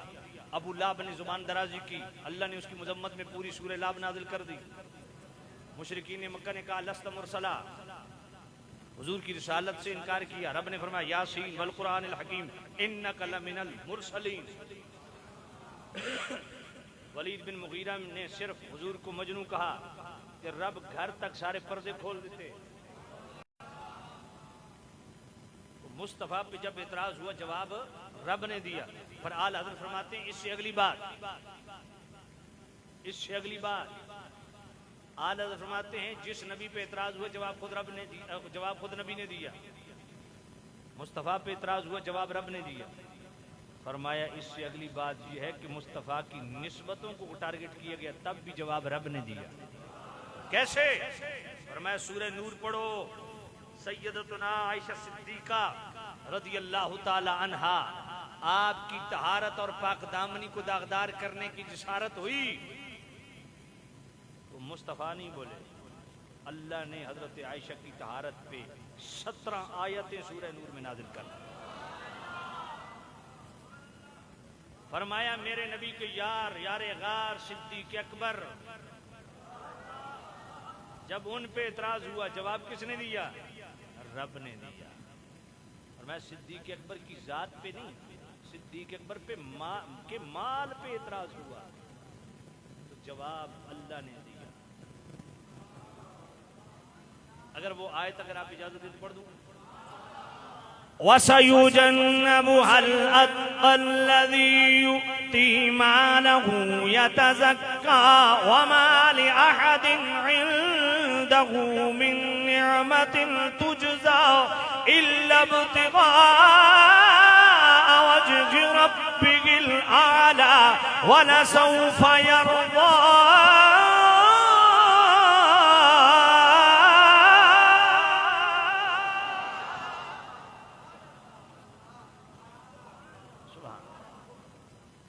صدیق اکبر نے امام الصحابہ و اہل بیت، وہ صدیق اکبر جو صرف صحابہ کا امام نہیں، مولا علی کا بھی امام ہے، مولا حسن کا بھی امام ہے، مولا حسین کا بھی امام ہے۔ 5 نمازوں میں مولا علی، مولا حسن، مولا حسین بھی صدیق اکبر کے پیچھے ہاتھ باندھ کے کہتے ہیں پیچھے سے امام صاحب کے اللہ۔ امام الصحابہ و اہل بیت سیدنا صدیق اکبر انہوں نے مال خرچ کیا تو مشرکین نے اعتراض کیا کسی پر احسان ہوگا اس احسان کا بدلہ چکانے کے لیے مال خرچ کر رہے ہوں۔ بس اتنا اعتراض ہے. رب نے قرآن نازل کیا، فرمایا صدیق کا کسی پہ احسان نہیں کہ احسان کا بدلہ چکانے کے لیے مال خرچ کر رہا ہے. اب آل تشیع کہتے ہیں کہ اس آیت سے، ان آیات سے مراد مولا علی ہیں. آل سنت کا عقیدہ ہے کہ صدیق اکبر ہیں. اور میں یہ بات بطور چیلنج کہتا ہوں، آل سنت کا مقدمہ بڑا مضبوط ہے. کیسے بھئی؟ اگر تو ہوتا نا اللہ یؤتی مالہ یتزکا، کہ دوزخ سے بہت دور رکھا جائے گا جو اللہ کے راستے میں مال خرچ کرتا ہے کہ پاک ہو جائے. اہل تشیع کہتے ہیں مولا علی مراد ہیں. دلیل کہا جی دیکھو اللہ قرآن میں فرماتا ہے انما ولیکم اللہ ورسولہ والذین آمنوا الذین یقیمون الصلاۃ ویؤتون الزکاۃ وہم راکعون. وہ رکوع کی حالت میں انہوں نے انگوٹھی دی نا سائل کو، تو کہا انہوں نے مال دیا، اسی مال کے ادھر ذکر ہے. کبھی بھی نہیں ہو سکتا. کیسے؟ وہاں مولا علی مراد ہیں، یہاں صدیق اکبر مراد ہیں. صدیق اکبر وجہ کیا ہے؟ وجہ یہ ہے کہ اگلے آیت نے فرق پیدا کر دیا کہ اس سے مراد کون ہے. مال تو سب دینے والے ہیں، مالک وہ خاص کون ہے جس کے متعلق یہ آیت نازل ہو رہی ہے. فرمایا وَمَا لِأَحَدٍ عِندَهُ مِن نِعْمَةٍ تُجْزَىٰ، وہ ہے جس پر کسی کا بھی احسان نہیں کہ احسان کا بدلہ چکانے کے لیے مال دے رہا ہو. یہاں احسان سے مراد دنیاوی احسان ہے، دینی احسان نہیں ہے. دنیاوی احسان، اس پر کسی کا دنیاوی اعتبار سے احسان نہیں ہے کہ اس احسان کا بدلہ چکانے کے لیے مال دے رہا ہے، وہ اللہ کی رضا کے لیے دے رہا ہے. اب یہاں سے مولا علی تو ہو نہیں سکتے، کیونکہ مولا علی پر دنیاوی اعتبار سے بھی مصطفیٰ کے احسان ہے، دینی اعتبار سے بھی مصطفیٰ کے احسان ہے. بھائی دیکھو مولا علی کی پرورش کس نے کی؟ نبی پاک نے کی نا. تو مولا علی پر دنیاوی اعتبار سے بھی مصطفیٰ کے احسان ہے اور دینی اعتبار سے بھی مصطفیٰ کے احسان ہے. اور صدیق اکبر وہ ہیں جن کے متعلق میرے نبی نے فرمایا کہ جتنے احسان صدیق نے مجھ پہ کیے،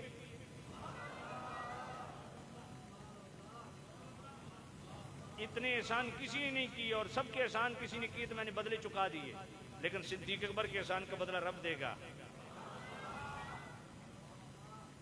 تو صدیق وہ ہیں جن پر دنیاوی اعتبار سے مصطفیٰ کا بھی احسان نہیں ہے، دینی اعتبار سے ہے، دنیاوی اعتبار سے نہیں ہے. اس آیت سے وہی مراد ہے جس پر کسی کا دنیاوی اعتبار سے احسان نہیں ہے، اس کو کہتے ہیں صدیق اکبر. اور یہی آپ کی افضلیت کی دلیل ہے. یاد رکھیں افضلیت جو ہے، تفضیل جو ہے، وہ کثرت فضائل سے ثابت نہیں ہوتی، کثرت اعمال سے، کثرت ثواب سے اور اتقا سے اور انفاق فی سبیل اللہ اور جہاد فی سبیل اللہ میں سبقت لے جانے والے وہ ہیں جن کو اللہ نے ساری امتوں سے افضل بنایا. وہ کون ہے؟ صدیق اکبر. اتقا، باقی سارے متقی، صدیق اتقا. یہی افضلیت کی دلیل ہے، یہی تفضیل کی دلیل ہے. بات سمجھے کہ نہیں آئی؟ اللہ. اور پھر یہ فیصلے تو مولا علی نے خود بھی کر دیے. مولا علی کے فیصلے کیا ہیں؟ مولا علی نے فرمایا لا اجد احدا فضلنی علی ابی بکر و عمر الا جلت ود المختلف. المختلف المختلف امام دارقطنی کی پڑھو. انجمن مہریہ نصیریہ کمڑیال والو، مولا علی کا فرمان پلے باندھ لو. سنن دارقطنی میں یہ نہیں حدیث ہے، امام دارقطنی کے المختلف المختلف کے اندر ہے. کتاب السنہ امام ابن ابی عاصم کے اندر ہے، السوائق المحرق کے اندر ہے.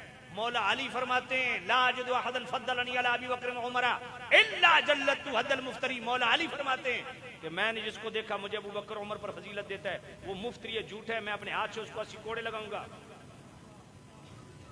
اب بتاؤ کہ مولا علی کے نزدیک تفضیل شیخین یعنی ابو بکر عمر کا افضل ہونا یہ عقیدہ اجماعی ہے، قطعی ہے یا ظنی ہے؟ قطعی ہے، کیونکہ مولا علی حد جاری کر رہے ہیں. اور جو بندے مولا علی کو ابو بکر عمر پہ افضل سمجھتے ہیں، صرف ان سے اتنا سوال ہے کہ خود مولا علی اپنے آپ سے کس کو افضل سمجھتے ہیں. اور یہ صرف ایک حدیث نہیں ہے، فضائل الصحابہ امام احمد بن حنبل کی پڑھو، مجموع الزوائد کے اندر بھی موجود، طبرانی شریف کے اندر بھی موجود. مولا علی فرماتے ہیں، بلکہ میں روات حدیث کو ڈسکس کرتا ہوں، امام جعفر صادق پاک فرماتے ہیں میں نے اپنے ابا جان امام باقر پاک سے سنا. امام باقر پاک فرماتے ہیں میں نے اپنے ابا جان امام زین العابدین پاک سے سنا. امام زین العابدین پاک فرماتے ہیں میں نے اپنے ابا جان امام حسین سے سنا. امام حسین پاک فرماتے ہیں میں نے اپنے ابا جان مولا علی پاک سے سنا. مولا علی پاک فرماتے ہیں میں نبی پاک کے ساتھ جا رہا تھا تو حضور کے دائیں طرف صدیق اکبر چل رہے تھے، حضرت ابو دردہ صدیق اکبر سے آگے بڑھ گئے، میرے نبی نے حضرت ابو دردہ کا یوں بازو پکڑ کے پیچھے کھینچا، مولا علی فرماتے ہیں میرے نبی نے فرمایا ابو دردہ اس ابو بکر کے آگے چلتا ہے کہ اس دھرتی پہ سورج نے نبیوں کے بعد اس سے افضل شخص نہیں دیکھا۔ اللہ۔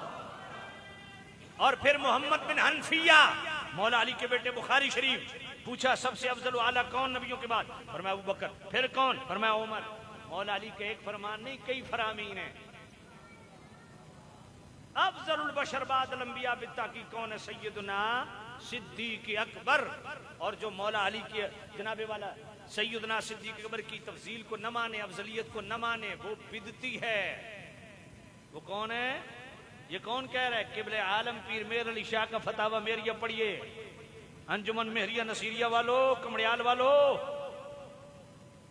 پڑھو فتاوی مہریہ۔ قبلہ عالم پیر میر علی شاہ رحمت اللہ علیہ کے لفظ نہ ہوں، سیالوی زبان کٹانے کے لیے تیار ہے۔ خود قبلہ عالم پیر میر علی شاہ نے فرمایا جو ابو بکر کو پوری امتوں سے نبیوں کے بعد افضل و اعلیٰ نہ سمجھے وہ بدعتی ہے، وہ بدعتی ہے، وہ بدعتی بد مذہب ہے، مبتدع ہے۔ اور پھر سیدی اعلی حضرت امام اہل سنت رحمت اللہ تعالی علیہ چھٹی جلد صفحہ 626 فرمایا جو تفضیلی ہو مولا علی کو ابو بکر عمر سے افضل سمجھے، اس کے پیچھے نماز پڑھنے کا فرمایا اس کے پیچھے نماز پڑھنا حرام ہے۔ تو ایسے امام کے پیچھے نماز پڑھے اس کی نمازیں لوٹانا واجب الادا ہے، نمازیں لوٹائے۔ اور 8ویں جلد صفحہ 72 پہ لکھا کہ جو مسجد میں تفضیلیت پھیلائے، مولا علی کو ساری امت سے افضل بتائے، اعلیٰ حضرت فرماتے ہیں ایسے شخص کو مسجد سے روکنا واجب ہے۔ جی ہم اس کو کافر نہیں کہتے لیکن بدعتی ضرور کہتے ہیں، ہم نہیں کہتے، قبلہ عالم پیر میر علی شاہ کہتے ہیں۔ بات سمجھ آئی کہ نہیں آئی؟ تو سامعین عزیز شام افضل البشر بعد الانبیاء بالتحقیق کون ہے؟ سیدنا صدیق اکبر۔ اور اس پہ مولا علی نے بھی موریں لگائی ہیں، پوری امت کے اس پہ اجماع ہے۔ اللہ توجہ کرنا، میری بات یاد رکھو، آل بیت ہوں یا صحابہ ہوں، کسی کے فضائل سے زمین و آسمان بھر جائے پھر بھی افضلیت ثابت نہیں ہوتی۔ کیوں؟ کیونکہ افضلیت کا تعلق عقائد سے ہے، فضیلت کا تعلق فضائل سے ہے۔ منیر العین فی حکم تقبیر الابہامین 5ویں جلد فتاوی رضویہ شریف کی، اس کا صفحہ جناب 680 کھولیے۔ اعلیٰ فرماتے ہیں فضیلت و افضلیت میں زمین آسمان کا فرق ہے۔ مواقف و شرح مواقف کا حوالہ دیتے ہیں، فرمایا فضائل جتنے بھی جس کے ہوں، زمین و آسمان بھی بھر جائے اس کے فضائل سے، اس کا شمار فضائل کے باب میں ہوگا، اور تفضیل شیخین کا شمار عقائد کے باب میں ہوگا۔ یہ عقیدے کا مسئلہ ہے اور اس پہ پوری امت کا اجماع ہے۔ اور صدیق اکبر تو وہ امام ہیں جو دنیا کے بھی امام ہیں، آخرت کے بھی امام ہیں، جو دنیا کے بھی امام ہیں، جو جناب والا دین کے بھی امام ہیں۔ مولا علی کو پڑھ دوں، امام اسحاق بن راہویہ کا ریفرنس، ابن عساکر کا ریفرنس، السوائق المحرقہ کا ریفرنس، مولا علی کا دور خلافت۔ ابن قبا نے پوچھا مولا علی سے، دو بندوں نے پوچھا اے علی یہ ابو بکر کیسے خلیفہ بن گئے؟ تو مولا علی نے، خلیفہ تو آپ کو ہونا چاہیے، خلیفہ بلا فضل تو آپ ہیں، ابو بکر کیسے خلیفہ بن گئے؟ مولا علی نے فرمایا بل رأی رأیتہ، ہم نے مشاورت سے ابو بکر کو خلیفہ بنایا۔ آگے مولا علی نے کیا فرمایا؟ مولا علی فرماتے ہیں تمہارا یہ کہنا کہ مجھے خلیفہ ہونا چاہیے تھا، ابو بکر کیسے بن گئے؟ تو مولا علی نے فرمایا، یہ بات توجہ سے سنیے گا، مولا علی نے فرمایا بتاؤ جب میرے نبی بتقاض بشریت طبیعت بوجھل تھی، مسجد میں تشریف نہیں لے جا رہے تھے، تو اذان ہوتی تھی؟ جی ہوتی تھی۔ میں حضور کے پاس ہوتا تھا؟ جی مولا علی ہوتے تھے۔ فرمایا جب میں نبی پاک کے پاس ہوتا تھا حضور مجھے تو نہیں کہتے تھے نماز پڑھاؤ، فرماتے مرو ابا بکر فلیصلی بالناس، ابو بکر کو کہو نماز پڑھائے۔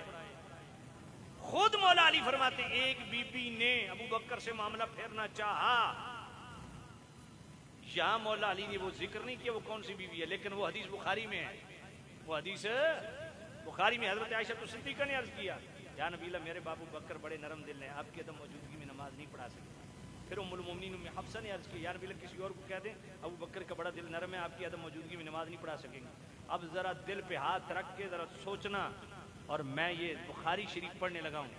میرے نبی نے فرمایا عائشہ میں نے علی کے متعلق رب کی بارگاہ میں 3 دفعہ عرض کی کہ علی کو مصلی پہ کھڑا کر دوں، اللہ نے فرمایا ابو بکر کے ہوتے ہوئے کوئی مصلی پہ نہیں کھڑا ہوتا۔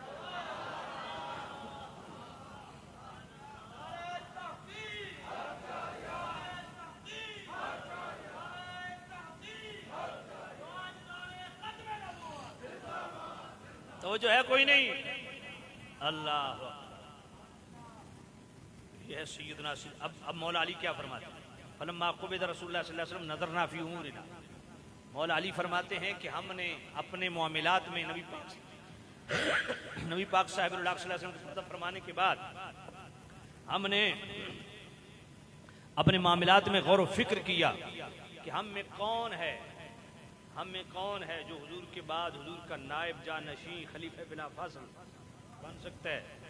مولا علی فرماتے ہیں ہم نے جب اپنے امور میں غور کیا نا، فاخترنا لدنیانا من رضیہ رسول اللہ صلی اللہ علیہ وسلم نظرنا فی امور، فاخترنا لدنیانا من رضیہ رسول اللہ صلی اللہ علیہ وسلم لدیننا۔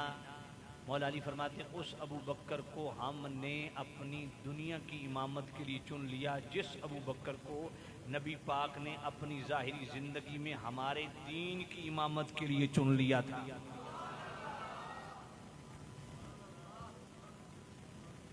فکانت الصلاۃ عظیم الاسلام میں وقوام الدین۔ اور مولا علی فرماتے ہیں تم کیا سمجھتے ہو؟ مولا علی فرماتے ہیں تم کیا سمجھتے ہو نماز کی امامت کیا ہے؟ فرمایا یہ نماز کی امامت دین کی بزرگی کا نام ہے، دین کو قائم کرنے کا نام ہے۔ اور مولا علی فرماتے ہیں فبایعنا ابا بکر، مولا علی فرماتے ہیں ہم نے ابو بکر کے ہاتھ پہ بیعت کی۔ فکان لذالک اہلا، وہ اس کے اہل بھی تھے۔ لم یختلف علی منا اثنان، اس میں کسی نے خلاف بھی نہیں کیا۔ فادیت الی ابی بکر حقہ وعرفت له طاعته، میں نے ابو بکر کو اس کا حق دیا اور ان کی اطاعت کو اپنے آپ پر لازم جانا۔ اب جو کہتے ہیں انجمن مہریہ نصیریہ کمڑیال والوں، ذرا دل کھول کے، ذرا آنکھیں کھول کے، ذرا دل کی کھڑکی کھول کے میری بات سننا۔ آج کچھ پیر اور کچھ مولوی بھی یہ ہانکتے ہیں کہ جی وہ تو ظاہری خلافت کے امین تھے، خلیفہ بلا فصل ظاہری طور پہ ابو بکر تھے، باطنی طور پہ مولا علی تھے۔ میں ان سے پوچھتا ہوں کہ خود مولا علی نے جو فرمایا فاخترنا لدنیانا من رضیہ رسول اللہ صلی اللہ علیہ وسلم نظرنا فی امورنا، فاخترنا لدنیانا من رضیہ رسول اللہ صلی اللہ علیہ وسلم لدیننا، اس ابو بکر کو ہم نے اپنی دنیا کی امامت کے لیے چن لیا جس کو مصطفیٰ نے اپنی زندگی میں ہمارا دین کا امام بنایا۔ مجھے بتاؤ یہ ظاہری خلافت میں دین سے چلتی ہے یا دین سے چلتی ہے؟ دین سے چلتی ہے، تو دین کا امام تو ابو بکر ہے۔ بات پلے پڑی ہے کہ نہیں پڑی؟ دین کے امام تو ابو بکر ہے، اول امام ابو بکر ہے۔ ایک بات، دوسری بات یہ ہے کہ کیا مولا علی نے ابو بکر کے ہاتھ پہ بیعت کی؟ خود مولا علی کا فرمان ہے۔ تو ظاہری خلافت بیعت کے بغیر چلتی ہے یا بیعت کی ضرورت ہے؟ اچھا بیعت نکال دو، کوئی آستانہ بچتا ہے؟ بچتا ہے؟ تو بھائی میں نے تو ثابت کر دیا مولا علی نے بیعت کی ابو بکر کی۔ چلو اگر وہ ظاہری خلافت کے لیے بیعت کی تو باطنی خلافت کے لیے آپ دکھائیں کہ ابو بکر نے مولا علی کی بیعت کی ہو۔ آپ کبھی بھی نہیں دکھا سکتے۔ اور جب خلیفہ بلا فصل اگر باطنی طور پہ مولا علی ہیں، اگر ہیں، تو پھر مجھے بتاؤ بھائی سلسلہ جناب والا چشتیہ قادریہ سہروردیہ یہ تو مولا علی سے چلا، سلسلہ نقشبندیہ کس سے چلا؟ سیدنا صدیق اکبر سے چلا۔ تو اگر صدیق اکبر نے مولا علی کی بیعت نہیں کی تو سلسلہ نقشبندیہ تو ویسے ہی فارغ ہو جائے گا۔ بس پلے پڑی ہے کہ نہیں پڑی؟ اس لیے بات یاد رکھیں، محی الدین ابن عربی قبلہ عالم پیر میر علی شاہ، پہلے میں تعارف پیش کر گیا ہوں، محی الدین ابن عربی فتوحات مکیہ کے 73ویں باب میں لکھتے ہیں کہ کچھ اللہ کے وہ بندے ہیں جن کو اللہ نے ظاہری خلافت سے بھی نوازا، باطنی خلافت سے بھی نوازا۔ ان میں پہلا نمبر ابو بکر کا ہے، پھر عمر کا ہے، پھر عثمان کا ہے، پھر علی کا ہے، پھر حسن کا ہے، پھر بن عبدالعزیز کا ہے، معاویہ بن یزید کا ہے۔ یہ کون لکھ رہا ہے؟ محی الدین ابن عربی، جن کا دفاع قبل عالم پیر میر علی شاہ کرتے رہے، یعنی یزید کا بیٹا معاویہ۔ اب میرا ایک سوال ہے، جو بندے حضرت امیر معاویہ رضی اللہ تعالیٰ عنہ پہ زبان کھولتے ہیں اور یزید کی وجہ سے ان پہ بد زبانی کرتے ہیں، ان سے میرا ایک سوال ہے کہ اس پہ تو سب کا اتفاق ہے نا کہ یزید کے بیٹے معاویہ رضی اللہ تعالیٰ عنہ انہوں نے بیعت کو تھوک دی اور لات مار دی، کہا میرا یزید باپ لعنتی بدبخت یہ آل بیت کا قاتل ہے، اس لیے میں اس تخت پہ نہیں بیٹھتا۔ یہ اہل سنت بھی مانتے، اہل تشیع بھی مانتے۔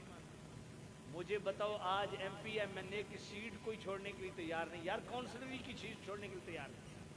تو جو 50 لاکھ مربع میل سے زیادہ حکومت تخت اس کو تھوک دیا کہ یہ اہل بیت کے خون سے رنگا ہوا ہے، کم از کم اس معاویہ کو تو سلام کرو نا۔ اگر یزید کی وجہ سے حضرت معاویہ پہ تان کرتے ہو تو کہ جی تربیت یہ امیر معاویہ نے کی، تو میرا سوال یہ ہے کہ یزید کے بیٹے امیر جناب والا حضرت معاویہ رضی اللہ عنہ جنہوں نے تخت پر تھوک دیا، چھوڑ دیا، خلافت چھوڑ دی، بادشاہت چھوڑ دی، حکومت چھوڑ دی کہ میرا باپ یزید آل بیت کا قاتل ہے، تو مجھے اپنے ایمان سے بتاؤ ان کی تربیت یہ کس کے گھر پیدا ہوا تھا؟ یزید کے گھر۔ تو یزید نے تو پھر آل بیت کی بغض پڑھایا ہوگا، محبت تو نہیں پڑھائی ہوگی، تو انہوں نے جناب والا تخت کیوں چھوڑا؟ اس کا مطلب ہے تقدیر غالب ہوتی ہے۔ یزید نے جو لعنتیوں والے کام کیے وہ اس کا ذمہ دار ہے، لیکن اس کا بیٹا کتنا نیک نکلا اور آل بیت کا کتنا بڑا محب نکلا، بات سمجھیے کہ نہیں؟ یہ اس وجہ یزید کی وجہ سے امیر معاویہ پہ تانا کرنے والوں سے میرا سوال۔ اچھا میں اگلی بات کرتا ہوں، حضرت آدم علیہ السلام اللہ کے نبی ہیں کہ نہیں؟ ان کے 2 بیٹے تھے، قابیل اور حابیل، ایسا ہی ہے، بھائی نے بھائی کو قتل کیا، اس کے الزام کیا حضرت آدم پہ دے سکتے؟ حضرت آدم نے تو بڑے اچھے انداز میں ان کی تربیت کی ہوگی، پھر بھائی نے بھائی کو قتل کر دیے تو کیا اعتراض حضرت آدم پہ آ گیا؟ نوح علیہ السلام اللہ کے نبی تھے، ان کا بیٹا بدبخت نکلا تو کیا انہوں نے تربیت نہیں کی؟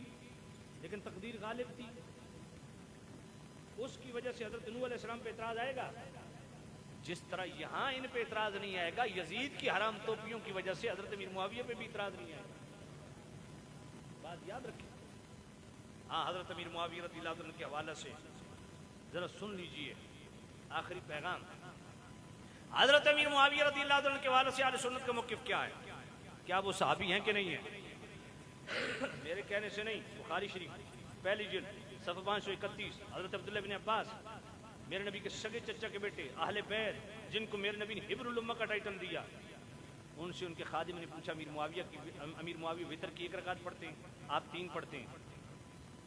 تو حضرت ابن عباس اہل بیت میں سے حضور کے سگے چچا کے بیٹے، بخاری شریف پہلی جلد صفحہ 531، حضرت عبداللہ بن عباس نے کہا دعہ فإنہ قد صحب رسول اللہ، امیر معاویہ پہ اعتراض نہ کر، وہ رسول اللہ کے صحابی ہیں۔ اب خادم نے کیا کہا؟ امیر معاویہ وتر کی 1 رکعت پڑھتے ہیں، آپ 3 پڑھتے ہیں، تو جواب کیا؟ انہ فقیہ، جو کہ اس بخاری شریف میں موجود ہے اسی مقام پہ کہ وہ فقیہ مجتہد ہے، ان کی مرضی 1 رکعت پڑھیں 3 پڑھیں، لیکن اس سوال کا جواب بعد میں دیا حضرت عبداللہ ابن عباس حضور کے سگے چچا کے بیٹے، انہوں نے جواب بعد میں دیا، پہلے کیا کہا؟ دعہ فإنہ قد صحب رسول اللہ، فرمایا رسول اللہ حضرت امیر معاویہ پہ اعتراض نہ کر، وہ رسول اللہ کے صحابی ہیں، صحابی ثابت ہو گئے۔ اب آئیے صحابی کے متعلق حکم کیا ہے؟ جامع ترمذی کی حدیث میرے نبی نے فرمایا اللہ اللہ فی اصحابی لا تتخذهم غرضا بعدی فمن احبهم فبحبی احبهم ومن ابغضهم فببغضی ابغضهم۔ میرے نبی نے فرمایا میرے غلاموں، میرے صحابہ کے معاملے میں اللہ سے ڈرنا، میرے صحابہ کے معاملے میں اللہ سے ڈرنا، ان کو تان و تشنیع کا نشانہ نہ بنانا۔ فرمایا جو میرے صحابہ سے محبت کرے گا اس کی وجہ یہ کہ اس کے دل میں مجھ محمد کا پیار ہے، جو میرے صحابہ سے بغض رکھے گا اس کی وجہ یہ ہے کہ اس کے دل میں مجھ محمد کا بغض ہے۔ تو یہ حکم بھی ثابت ہو گیا، آپ صحابی بھی ثابت ہو گئے۔ صحابی کے متعلق حکم کیا ہے؟ محبت کرو۔ اب اگلی بات کہ آپ جنتی ہیں کہ نہیں؟ حضور کا ہر صحابی جنتی ہے، لیکن حضرت امیر معاویہ رضی اللہ عنہ کے بارے میں عرض کرتا ہوں، بخاری شریف پہلی جلد صفحہ 410، میرے نبی نے فرمایا اول جیش من امتی یغزون البحر فقد اوجبوا، میرے نبی نے فرمایا جو سمندر پار سب سے پہلے جہاد کرے گا اس لشکر پر جنت واجب ہے۔ رکھو سر پہ قرآن، ان کے جو نہیں مانتے ان سے پوچھو کہ یہ سمندر پار سب سے پہلے جہاد کس نے کیا، سب سے پہلے سمندری بیڑا کس نے تیار کیا؟ حضرت عثمان غنی کے دور میں، اور اس لشکر کی کمانڈ کس نے کی؟ حضرت امیر معاویہ نے۔ آپ کا جنتی ہونا بھی ثابت، آپ کے جنتی ہونے کے لیے دوسری دلیل امام احمد بن حنبل رضی اللہ تعالیٰ عنہ فضائل الصحابہ، اس کی ابتدا میں پہلی حدیث فضائل معاویہ کا باب، فرماتے ہیں میرے نبی نے دعا کی اللہ کی بارگاہ میں، اللہم علمہ الکتاب والحساب وقہ العذاب، اے اللہ امیر معاویہ کو کتاب کا بھی علم عطا فرما، حساب کا بھی علم عطا فرما، اور دوزخ سے دور رکھ۔ اس سے بھی ثابت ہوا کہ آپ جنتی۔ تیسری دلیل سنن سعید بن منصور کی حدیث کتاب المصنف، بھائی کسی نے کان تو پکڑ کے منوا نہ سکتے، دلائل سنو۔ سنن سعید بن منصور کا حوالہ، کتاب المصنف امام ابن ابی شیبہ کا حوالہ، حضرت عمر شرحبیل تابعی رسول، جو تابعی بھی ہیں، مجتہد بھی ہیں، محدث بھی ہیں، اللہ کے ولی بھی ہیں، انہوں نے اللہ کی بارگاہ میں دعا کی ہے اللہ مولا علی امیر معاویہ کا آپس میں جو معاملات ہوئے مجھے دکھا ان کے ساتھ تو نے کیا کیا؟ فرمایا میں نے خواب میں دیکھا جنت میں ایک عظیم الشان روحانی تخت لگا ہوا ہے، مولا علی مشکل کشا شیر خدا اپنے محبین کے ساتھ موجود ہے۔ میں نے پوچھا تم نے تو ایک دوسرے کو قتل کیا؟ کہا دیکھو اللہ نے ہمارے ساتھ کیا کیا، فضل فرمایا۔ کہا جنہوں نے تمہارے ساتھ جنگ کی وہ کدھر ہیں؟ کہا ذرا مڑ کے دیکھ، اسی جنت میں عظیم الشان اسی طرح کا روحانی تخت موجود ہے جس میں حضرت معاویہ موجود ہے، ساتھ محبین بھی موجود ہیں۔ تو میں نے ان سے بھی یہی سوال کیا تم نے تو ایک دوسرے کو قتل کیا؟ فرمایا اللہ تعالیٰ نے ہماری بخش مغفرت فرمائی۔ اس سے بھی پتہ چلا آپ جنتی۔ پھر البدایہ والنہایہ کی 8ویں جلد حضرت عمر بن عبدالعزیز جو اس امت کے پہلے مجدد ہیں، تابعی رسول ہیں، وہ فرماتے ہیں میں نے خواب میں دیکھا میرے نبی نے فرمایا علی کو بلاؤ، علی آ گئے، معاویہ کو بلاؤ، معاویہ آ گئے، دروازہ بند، تھوڑی دیر کے بعد علی نکلے، فرمایا اللہ کی قسم میرے حق میں فیصلہ ہو گیا، تھوڑی دیر کے بعد حضرت معاویہ نکلے، فرمایا اللہ کی قسم میری بخشش ہو گئی، میں کہ تساں وچوں کی کر دیو۔ اور پھر تابعی رسول عمر بن عبدالعزیز، یہی البدایہ والنہایہ 8ویں جلد، آپ فرماتے حضرت بن معاویہ کا آخری وقت آیا، وہ اپنے رخساروں کو زمین پر رگڑتے تھے اور اتق اللہ کی صدائیں دیتے تھے۔ ان اداؤں سے پتہ چلتا ہے کہ آپ کا خاتمہ بالخیر بالایمان بالعافیت ہوا ہے۔ بات پلے پڑی ہے کہ نہیں پڑی؟ آپ کا جنتی ہونا بھی ثابت۔ اب اگلی بات کہ جی مولا علی خلیفہ راشد حق امام ہے، ان سے ٹکرانے والا وہ مسلمان ہے یا کافر ہے؟ یہ فیصلہ بھی نبی پاک سے کرواتے ہیں۔ آئیے مسند احمد حدیث پڑھے اور مستدرک الصحیحین کے اندر بھی موجود ہے، میرے نبی نے فرمایا صحابہ تم میں ایک وہ ہے جو مسلمانوں کے ساتھ قتال کرے گا۔ حضرت ابوبکر کہتے ہیں یار میں نہیں، عمر کہتے ہیں یار میں نہیں، وہ جو جوتے گانٹ رہا ہے، دیکھا تو مولا علی جوتے گانٹ رہے تھے، تو مولا علی نے جن سے جنگ کرنی تھی ان کو مصطفیٰ نے کافر کہا یا مسلمان؟ چلو اگلی بات کرتے ہیں۔ انجمن مہریہ نصیریہ والو ذرا توجہ کان لگا کے سننا، بخاری شریف اور مسلم شریف، میرے نبی نے فرمایا ان ابنی ھذا سید لعل اللہ ان یصلح بہ بین الفئتین عظیمتین من المسلمین، میرے نبی فرمایا یہ میرا حسن بیٹا، یہ میرا سردار بیٹا۔ آج کے سیدوں کو میں اور آپ سید کہتے ہیں نا، مولا حسن وہ سید ہے جن کو مصطفیٰ نے سید کہا، اور میں میرا سردار بیٹا حسن یہ دو مسلمان گروہوں کے درمیان صلح کروائے گا۔ اب بتاؤ مولا حسن نے صلح کن سے کی تھی؟ حضرت امیر معاویہ سے کی تھی۔ تو جن سے مولا حسن نے صلح کی تھی، انہوں نے جنگ کن سے کی تھی؟ مولا علی سے۔ جنگ ہو چکی، جنگ ہو چکنے کے بعد میرے نبی نے پہلے بتا دیا کہ وہ مسلمان ہوں گے جن سے مولا حسن صلح کرے گا۔ ایک بات، دوسری بات یہ کہتا ہوں کہ بھائی مولا حسن نے صلح کی مسلمان سمجھ کے یا کافر سمجھ کے؟ ان کو مسلمان سمجھ کے۔ اور اگلا پوائنٹ یہ ہے کہ مولا حسن نے امت کو جوڑا، تو سچا سید وہی ہے جو امت کو جوڑے توڑے نہیں۔ اور پھر یہ میں بات بطور چیلنج بخاری اور مسلم کی حدیث سامنے رکھ کے کہہ رہا ہوں کہ مولا حسن نے امت کو امیر معاویہ سے جوڑا، سچا سید وہ ہے جو امت کو امیر معاویہ سے جوڑے۔ اور اگلی بات یہ ہے کہ جناب والا وہ حدیث پڑھتے ہیں نا جی کہ حضور نے عمار کو فرمایا تجھے ایک باغی گروہ قتل کرے گا، تو میں پوچھتا ہوں کہ اگر وہ باغی تھے، اصطلاحی معنوں میں باغی تھے، بھائی مولا حسن نے ان کو کوئی رجوع، کوئی توبہ والا کوئی معاملہ کیا کہ یہ نہیں بتایا؟ کہا کہ تم توبہ کر لو یا رجوع کرو، گل سمجھ کوئی نہیں آئی۔ خلیفہ راشد کے خلاف لڑے ہو، بات سمجھ آئی؟ بھائی نہیں کی نا، تو یہی میں کہہ رہا ہوں کہ جب مولا حسن نے یہ بات نہیں کی تو تمہیں کیا ثواب مل رہا ہے یہ کرنے؟ مولا حسن نے بیعت بھی کی، بیعت اطاعت بھی کی، خلافت بھی تفویض کی، صلح بھی کی، یہ تینوں لفظ میں دکھا سکتا ہوں۔ تو بھائی مولا حسن 12 سال امیر معاویہ کے دور میں رہے، مولا حسین 20 سال امیر معاویہ کے دور میں رہے، دونوں شہزادوں کا ایک لفظ امیر معاویہ کے خلاف دکھاؤ، نہیں دکھا سکتے۔ امام زین العابدین کا ایک لفظ امیر معاویہ کے خلاف دکھاؤ، نہیں دکھا سکتے۔ امام باقر پاک کا دکھاؤ، نہیں دکھا سکتے۔ امام جعفر پاک کا دکھاؤ، نہیں دکھا سکتے۔ امام علی رضا پاک کا دکھاؤ، نہیں دکھا سکتے۔ امام تقی، امام نقی، امام حسن عسکری کا دکھاؤ۔ 12 امام چپ ہیں تو سمجھ چکے کر دے۔ مولا علی سے فیصلہ کروا لیتے ہیں۔ مولا علی یہ بتائیں جنہوں نے آپ کے ساتھ جنگ کرتے کرتے لڑتے لڑتے دنیا سے چلے گئے وہ کون ہیں؟ مولا علی فرمایا طبرانی شریف کے حدیث، قتلایا و قتلا معاویہ فی الجنہ، جو ادھر سے قتل ہوا وہ بھی جنتی، جو ادھر سے قتل ہوا وہ بھی جنتی۔ کیوں؟ اس لیے کہ مولا علی بھی جانتے تھے یہ جنگ عنادی نہیں اجتہادی ہے۔ اس لیے قبلہ عالم پیر میر علی شاہ رحمۃ اللہ علیہ کے مرشد کون ہے؟ حضور شمس العارفین سیالوی پاک رحمۃ اللہ۔ ان کی میراث العاشقین پڑھو، 28ویں مجلس پڑھو، روافض کے بیان میں 182 صفحہ کھولو۔ قبلہ عالم پیر میر علی شاہ رحمۃ اللہ علیہ کے مرشد گرامی حضور شمس العارفین سیالوی رحمۃ اللہ علیہ، آپ سے پوچھا گیا کہ ایک سید ہیں، باقی صحابہ کا احترام کرتے ہیں، امیر معاویہ کا نام آئے تو بگڑ جاتے ہیں، فرمایا ایمان کامل نہیں ہے۔ یہ کون کہہ رہا ہے؟ پیر میر علی شاہ کے مرشد کہہ رہے ہیں۔ فرمایا سید صاحب کو غلط فہمی ہوئی ہے، ان کو پتہ ہونا چاہیے کہ امیر معاویہ اور مولا علی کی جنگ یہ ازروع اجتہاد جنگ تھی، ازروع عناد جنگ نہیں تھی۔ یہ اجتہادی جنگ ہے، عنادی جنگ نہیں ہے۔ اس لیے جب تک ہر صحابی سے محبت نہیں رکھیں گے ایمان کامل نہیں ہوگا۔ یہ اجتہادی جنگ تھی، دونوں مجتہد تھے ڈیسیژن میکر، لیکن ان میں مولا علی خلافت، استحکام خلافت کو ترجیح دے رہے تھے، اور امیر معاویہ قصاص عثمان کو ترجیح دے رہے تھے۔ مجھے بتائیں کہ امیر معاویہ نے مطالبہ کیا کیا تھا؟ حضرت عثمان غنی شہید کر دیے گئے ان کا قصاص لینے کے لیے، یہی مطالبہ ٹھیک تھا یا غلط تھا؟ بالکل 100% ٹھیک تھا۔ کیسے؟ بھائی سورہ فتح پڑھو، سورہ فتح کی آیت نمبر 18 پڑھو۔ اللہ فرماتا ہے لقد رضی اللہ عن المؤمنین اذ یبایعونک تحت الشجرہ۔ اللہ نے فرمایا محبوب نبی حدیبیہ کے مقام پہ جنہوں نے آپ کے ہاتھ میں ہاتھ دیا نا، میں ان سے راضی ہو چکا۔ اچھا یہ ہاتھ میں ہاتھ یہ بیعت کیوں کی تھی؟ اس کو میں جو ٹائٹل دیتا ہوں کیا دیتا ہوں پتہ ہے؟ بیعت رضوان بسلسلہ قصاص عثمان۔ بھائی میرے نبی نے بھیجا تھا نا حضرت عثمان کو کہ جا کے مشرکین مکہ کو بتا کہ ہم جنگ کرنے نہیں آئے، ہم تو عمرہ کرنے کے لیے آئے۔ تو انہوں نے کیا کیا؟ حضرت عثمان غنی کو بند کر دیا، ایسا ہی ہے، پکڑ کے بند کر دیا۔ افواہ کیا پھیل گئی کہ حضرت عثمان غنی کو شہید کر دیا گیا۔ میرے نبی نے 1400 صحابہ سے بیعت لی کہ نہیں؟ اے صحابہ بیعت کرو، عثمان کا بدلہ لینا ہے، عثمان کا بدلہ لینا ہے، بدلہ لینا ہے۔ تیار لوگ نمی چھوڑ دیں، بستر بند پارٹی۔ پتہ ہے کیا کہتے ہیں؟ او جی حضور نو غیب دا علم ہوندا تے بیعت کیوں کر دے؟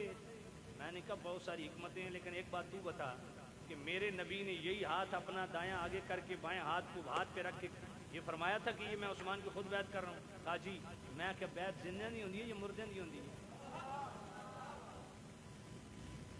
یہ پہ بلے کوئی نہیں۔ اچھا دوسری بات، میرے نبی نے بیعت کی کس پہ؟ مولا علی نے بیعت کی، ابوبکر پاک نے بیعت، عثمان پاک 1400 صحابہ نے، یا نبی ہم عثمان کا بدلہ لیں گے، اس پہ بیعت ہوئی؟ بھائی جب افواہ پوائنٹ ذہن میں رکھنا، جب افواہ پھیلی کہ مولا علی عثمان غنی کو شہید کر دیا گیا تو حضور بدلہ لینے کے لیے تیار ہیں، جب سچ مجھ شہید کر دیے گئے اب بتاؤ امیر معاویہ کا مطالبہ درست تھا کہ نہیں؟ درست تھا۔ مولا علی نے بھی انکار نہیں کیا کہ اب قاتلوں کو نہیں پکڑ دینا، مولا علی نے فرمایا ذرا خلافت مستحکم ہو جائے پکڑ لیں گے، تو وہ استحکام خلافت کو ترجیح دے رہے تھے۔ حضرت امیر معاویہ قصاص عثمان کو ترجیح دے رہے تھے، اور یہ جنگ سراسر اجتہادی جنگ تھی، جو دونوں طرف سے شہید ہوئے، دونوں جنتی۔ بات سمجھ آ؟ اس لیے یہ بات ذہن میں رکھیں، ان کے آپس کے معاملات کی وجہ سے جو بندہ صحابہ پہ تانا زنی کرتا ہے وہ دل کھول کے کان کھول کے ذرا یہ حدیث سن لے۔ طبرانی شریف کے حدیث، میرے نے فرمایا ستکون لاصحابی بعد ذلۃ، فرمایا میرے غلاموں میرے بعد میرے صحابہ سے لغزشیں ہوں گی، یغفرها اللہ لہم لسابقتہم، مگر اللہ ان کی تمام لغزشیں اس لیے معاف کر دے گا کہ وہ میرے ساتھ شرف صحابیت رکھتے ہیں۔ ثم یأتی من بعد قوم، فرمایا قوم آئے گی جو صحابہ کے اختلافات، نزاعات، مشاجرات، محاربات کی وجہ سے ان پہ تانہ زنی کرے گی۔ میرے نبی نے فرمایا یکبہم اللہ علی مناخرہم فی النار، اللہ ایسے لوگوں کو ناک کے بل دوزخ میں پھینکے گا۔ یہ بات یاد رکھو، جس نے امیر معاویہ پہ تانہ زنی کی، دل میں میل پیدا کیا، وہ بندہ برباد ہو جائے گا۔ بات ذہن میں رکھیں، ان کی آپس کے معاملات ہیں، اس کی شرعی حیثیت کیا ہے وہ میں نے بیان کر دی۔ اب جناب آخری حدیث بیہقی شریف ابن حبان کی پڑھ دوں۔ حضور نے فرمایا ان اللہ اختارنی واختار لی اصحابا واسحارا، حضور نے فرمایا اللہ نے مجھے اپنے لیے پسند کیا، میرے صحابہ اور میرے سسرال والوں کو میرے لیے پسند کیا۔ اب بتاؤ حضرت ابو سفیان حضور کے سسر ہیں کہ نہیں؟ امیر معاویہ حضور کے سالے ہیں کہ نہیں؟ حضور خود فرما رہے ہیں اللہ نے مجھے اپنے لیے پسند کیا، میرے صحابہ کو اور میرے سسرالیوں کو اللہ نے میرے لیے پسند کیا۔ سیاتی قوم، حضور فرماتے ہیں قوم آئے گی جو صحابہ پہ تانہ زنی کرے گی، یسبونہم وینتقصونہم، ان کی شان کھٹائے گی، ان پہ جناب والا تنقید کرے گی۔ حضور نے فرمایا فلا تجالسوہم ولا تعاقلوہم ولا تشاربوہم ولا تناکحوہم، انہاں نال کھاونا نہیں، انہاں نال پیونا نہیں، انہاں نال رشتے نہیں کرنے، مر ونجن جنازہ نہیں پڑھنا۔ یہ ہن حضور دا فرمان ہے، تو نہ اوکھا لگے سوکھا لگے، میں تو حضور دا فرمان پڑھنا۔ تساں اپنے تعلق نبھاؤ، اساں اپنا تعلق نبھانے۔ یہ حضور کا فرمان ہے، نبی پاک کا فرمان ہے، اور جو نہیں مانے گا وہ پرلے درجے کا بے ایمان ہے، کوئی بھی ہو۔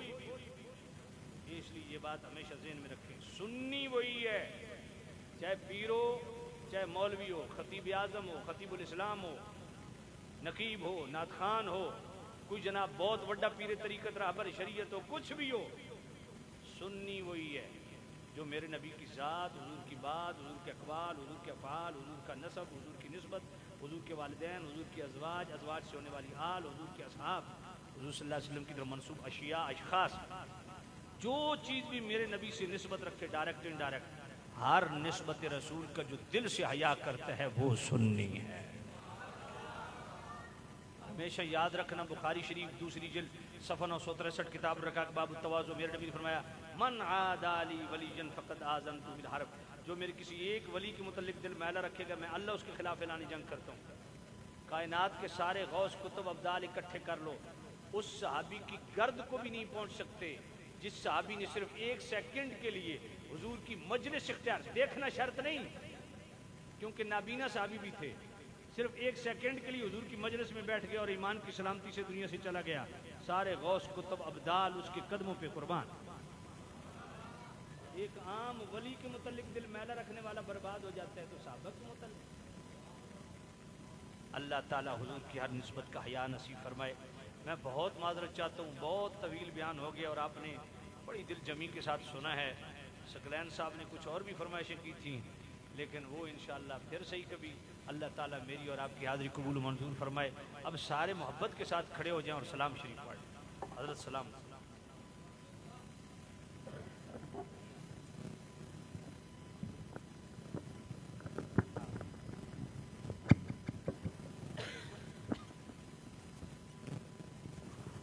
تاجدار حرم اے شہنشاہ دی، تاجدار حرم اے شہنشاہ دی، تم پہ ہر دم کروڑوں درود و سلام ہو نگاہ کرم، ہم پہ سلطان دی ہو نگاہ کرم، ہم پہ سلطان دی، تم پہ ہر دم کروڑوں درود و سلام۔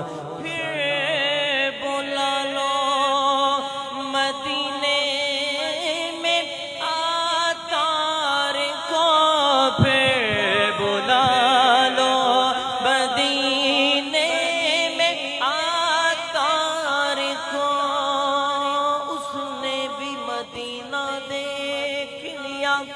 اور اس نے بھی مدینہ دیکھ لیا، ایک بار کبھی تو میں بھی کہوں یا رسول اللہ، میں نے بھی مدینہ دیکھ لیا، پھر بلا لو مدینے میں آتار کو، یہ تڑپتے ہیں طیبہ کے دیدار کو، کوئی اس کے سوا آرزو ہی نہیں، تم پہ ہر دم کروڑوں درود و سلام یا رسول اللہ،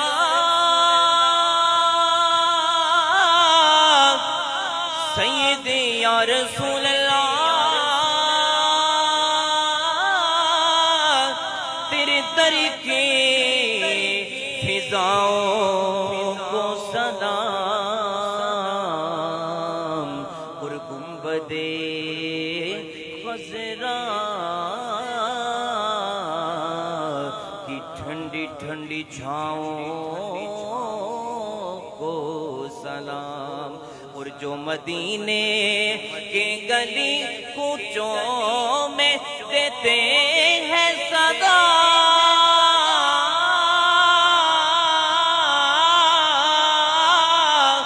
ان فقیروں ان گداؤں کو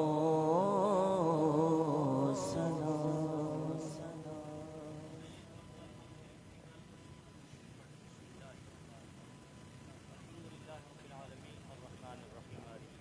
إياك نعبد وإياك نستعين جی اهدنا الصراط المستقيم صراط الذين أنعمت عليهم غير المغضوب عليهم ولا الضالين آمين بسم الله الرحمن الرحيم قل هو الله أحد الله الصمد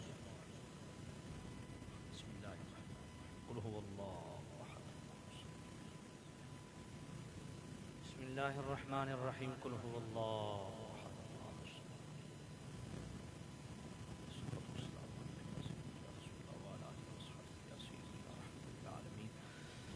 مالک مولا، جو حضرات نے کلمات طیبات کا ذکر کیا، سبحان اللہ کی صدائیں بلند، واز و نصیحت ہوا، سلام ہوا، نعت خوانی ہوئی، قرآن خوانی ہوئی، یہ طعام تیار کیا گیا، مالک مولا سب کلام طعام کو ہم تیری پاک بارگاہ میں پیش کرتے ہیں، قبول و منظور فرما، تو اپنے شایان نشان اس پہ ثواب عطا فرما، اس ثواب کو ہم کریم رؤوف الرحیم نبی صلی اللہ علیہ وسلم کے وسیلہ جلیل سے حضرت آدم علیہ السلام سے لے کر آج تک جتنے اہل ایمان اس دنیا سے پردہ کر چکے ہیں، سب کی ارواح کو پیش کرتے ہیں، قبول و منظور فرما، مالک مولا کریم رؤوف الرحیم نبی صاحب اللہ صلی اللہ علیہ وسلم کے وسیلہ جلیل سے تمام کریم صاحب اللہ صلی اللہ علیہ وسلم کے والدین کریمین، ازواج مطہرات، اہل بیت اطہار، صحابہ کبار رضوان اللہ علیہم اجمعین، مؤمنین مؤمنات، مسلمین مسلمات، جمیع مؤمنین و مؤمنات کو پیش کرتے ہیں،